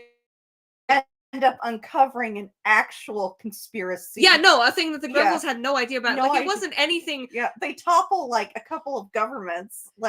They stop a Earth invasion. Yeah, they're the twins are on this big adventure, solving all these mysteries, fixing all these problems that they're all like, "Oh, it was the Grunkles this in mind all along." And there's when they finally find the Grunkles, they're like, "We solved all of your puzzles. Thanks for giving us clues to help us." Because the Grunkles are just back at the Mystery Shack. Yeah, halfway through this, and they just didn't have cell service. And at some point, Seuss and Gideon had to go do different things and just left the shack abandoned. And we're like, "We got to go save the twins, my dude." And they went off on their own thing. It's the Mystery Shack will hold. We put it under lockdown, and Ford was just like, "Oh yeah, just disabled all the traps." It was fun. It was so nice of you guys to put some welcome home traps here for us to solve as a last hurrah for our trip. And they're like, "We thought you were dead. We mourned you. We had a funeral. We thought we failed at our mission." They're like, "What mission? You mean the fun puzzles that we left for you guys with the postcards?" "Oh yeah, it was. They weren't very high level things. We were just leaving some fun things for you guys to do. We toppled governments for you. We stopped an alien invasion for you. We kicked Bill back to the second dimension for you. We literally found Atlantis." "What do you mean this was all by accident and you didn't intend it? You found Atlantis? We've been looking for that the whole time." And they're just like, at "We this need point, Pacifica she's like, I am done with this entire family. I'm breaking up with you, Dipper." "I'm breaking up with you, Dipper." Wait, what? Wait, we were together? Back. were together. Wait, come back. Hold on. No. If you want to break up with me, break up with like we have to officially actually be together. Let me take you on a date just to prove to you. And he's like, oh no, we would never work out. This would be terrible. Let me take you on a date to prove how terrible this would be. And then they're both like, God damn it, I actually like the other person. And then Gideon, hi Mabel. I'm gay. Mabel's just like, absolutely not. I'm gay. Oh, I love Gideon, but he will never end up with Mabel. No, it's so good. Oh, yeah, but that's actually pretty much it. We got through it pretty well. Yeah. Yeah. The side role, the side, one of the side stories of that is just Mabel's just being her best pansexual self and flirting with everything that moves on the whole trip. It's true. She seduces like at least a dozen guys across the world. Yes, and girls. And girls, yeah. And they're not regular guys and girls. They're all mystical creatures. Yes. She just has her phone. Her phone is just full of contact information for all of these different romances like that she's all had. These iconic, like Mothman's in there. She's got Dracula, Bigfoot. Like all of her dreams, like of dating these creatures have come true, basically. Yeah. Mm-hmm. Yeah, because it's this whole like Dipper and Mabel or Dipper and Pacifica are having this like enemies, this slow burn enemies to lovers romance this entire time while Mabel is out there living through every single rom-com and romantic story that's ever existed. And if she's not, Candy and Grenda are there as well. Yes. Actually, they're her wingmen because Grenda's rich boyfriend just dropped like whenever they needed a Deus Ex Machina, Grenda's rich boyfriend just drops in and gets them out of things. Oh my gosh, only a rich person problems, and so he shows up and Brenda, my love, not now, not now. I'm trying to solve my friend's love lives. But she's actually not mad at him. They love each other so deeply. She's just very invested in Mabel's love life. Actually, specifically Dipper and Pacifica's love life. Yeah, she's like, Mabel's I'm trying to get this trash fire or romance to stop being on fire. It's so good. And Candy's just there eating popcorn the entire time. Because, it's true. Listen, she's already been there, done that with Dipper, and she's like, good luck, Pacifica. Good luck, Pacifica. You know what? You two deserve it. Hardcore. She ships it hardcore. She's like, actually, you two are perfect for each other. Yes. Well, actually, I imagine that Pacifica, Candy, and Greta just end up all being best friends. Oh, yeah. No, it's very much kind of, not on purpose. Like, she just kind of, it's school. Hi, Pacifica. Oh, Pacifica, it's so good to see you. Again, it's the Lilith effect. She just needs some weird friends. It's so true. Oh. We actually got through that at a decent amount of speed. Very impressed. There were a lot of details that got left out, but also I don't remember a lot of the details. Yeah, it was a few years ago. But yeah. Again, over half a decade ago. It's true. It's amazing what we can do when we focus. Focus? What's that? I don't know. Hey, look, Dio. I keep forgetting Dio is on your wall until I look up and see him, and then I'm like, yes. I was gonna get a smaller poster, but they didn't have any of the smaller posters, and I was like, well, I can't leave here without this poster. Listen. So I took it, and now I have a huge theatrical size picture of Dio and the Stardust Crusaders. Listen, life-size Dio or nothing. It's true. Yeah, my brother fully intends to get me that life-size All Might. Can't believe that fucker survived. Before we veer off on another topic. That's not a topic I'm going into. I just can't believe it. I'm mad. Not because I hate him, but because it happened. I still have not finished My Hero Academia. Oh, okay. Yeah, that was part of our conversation when we were driving home from trivia yesterday. But it's also my brother is very pleased. Yeah, and therefore I must be not pleased.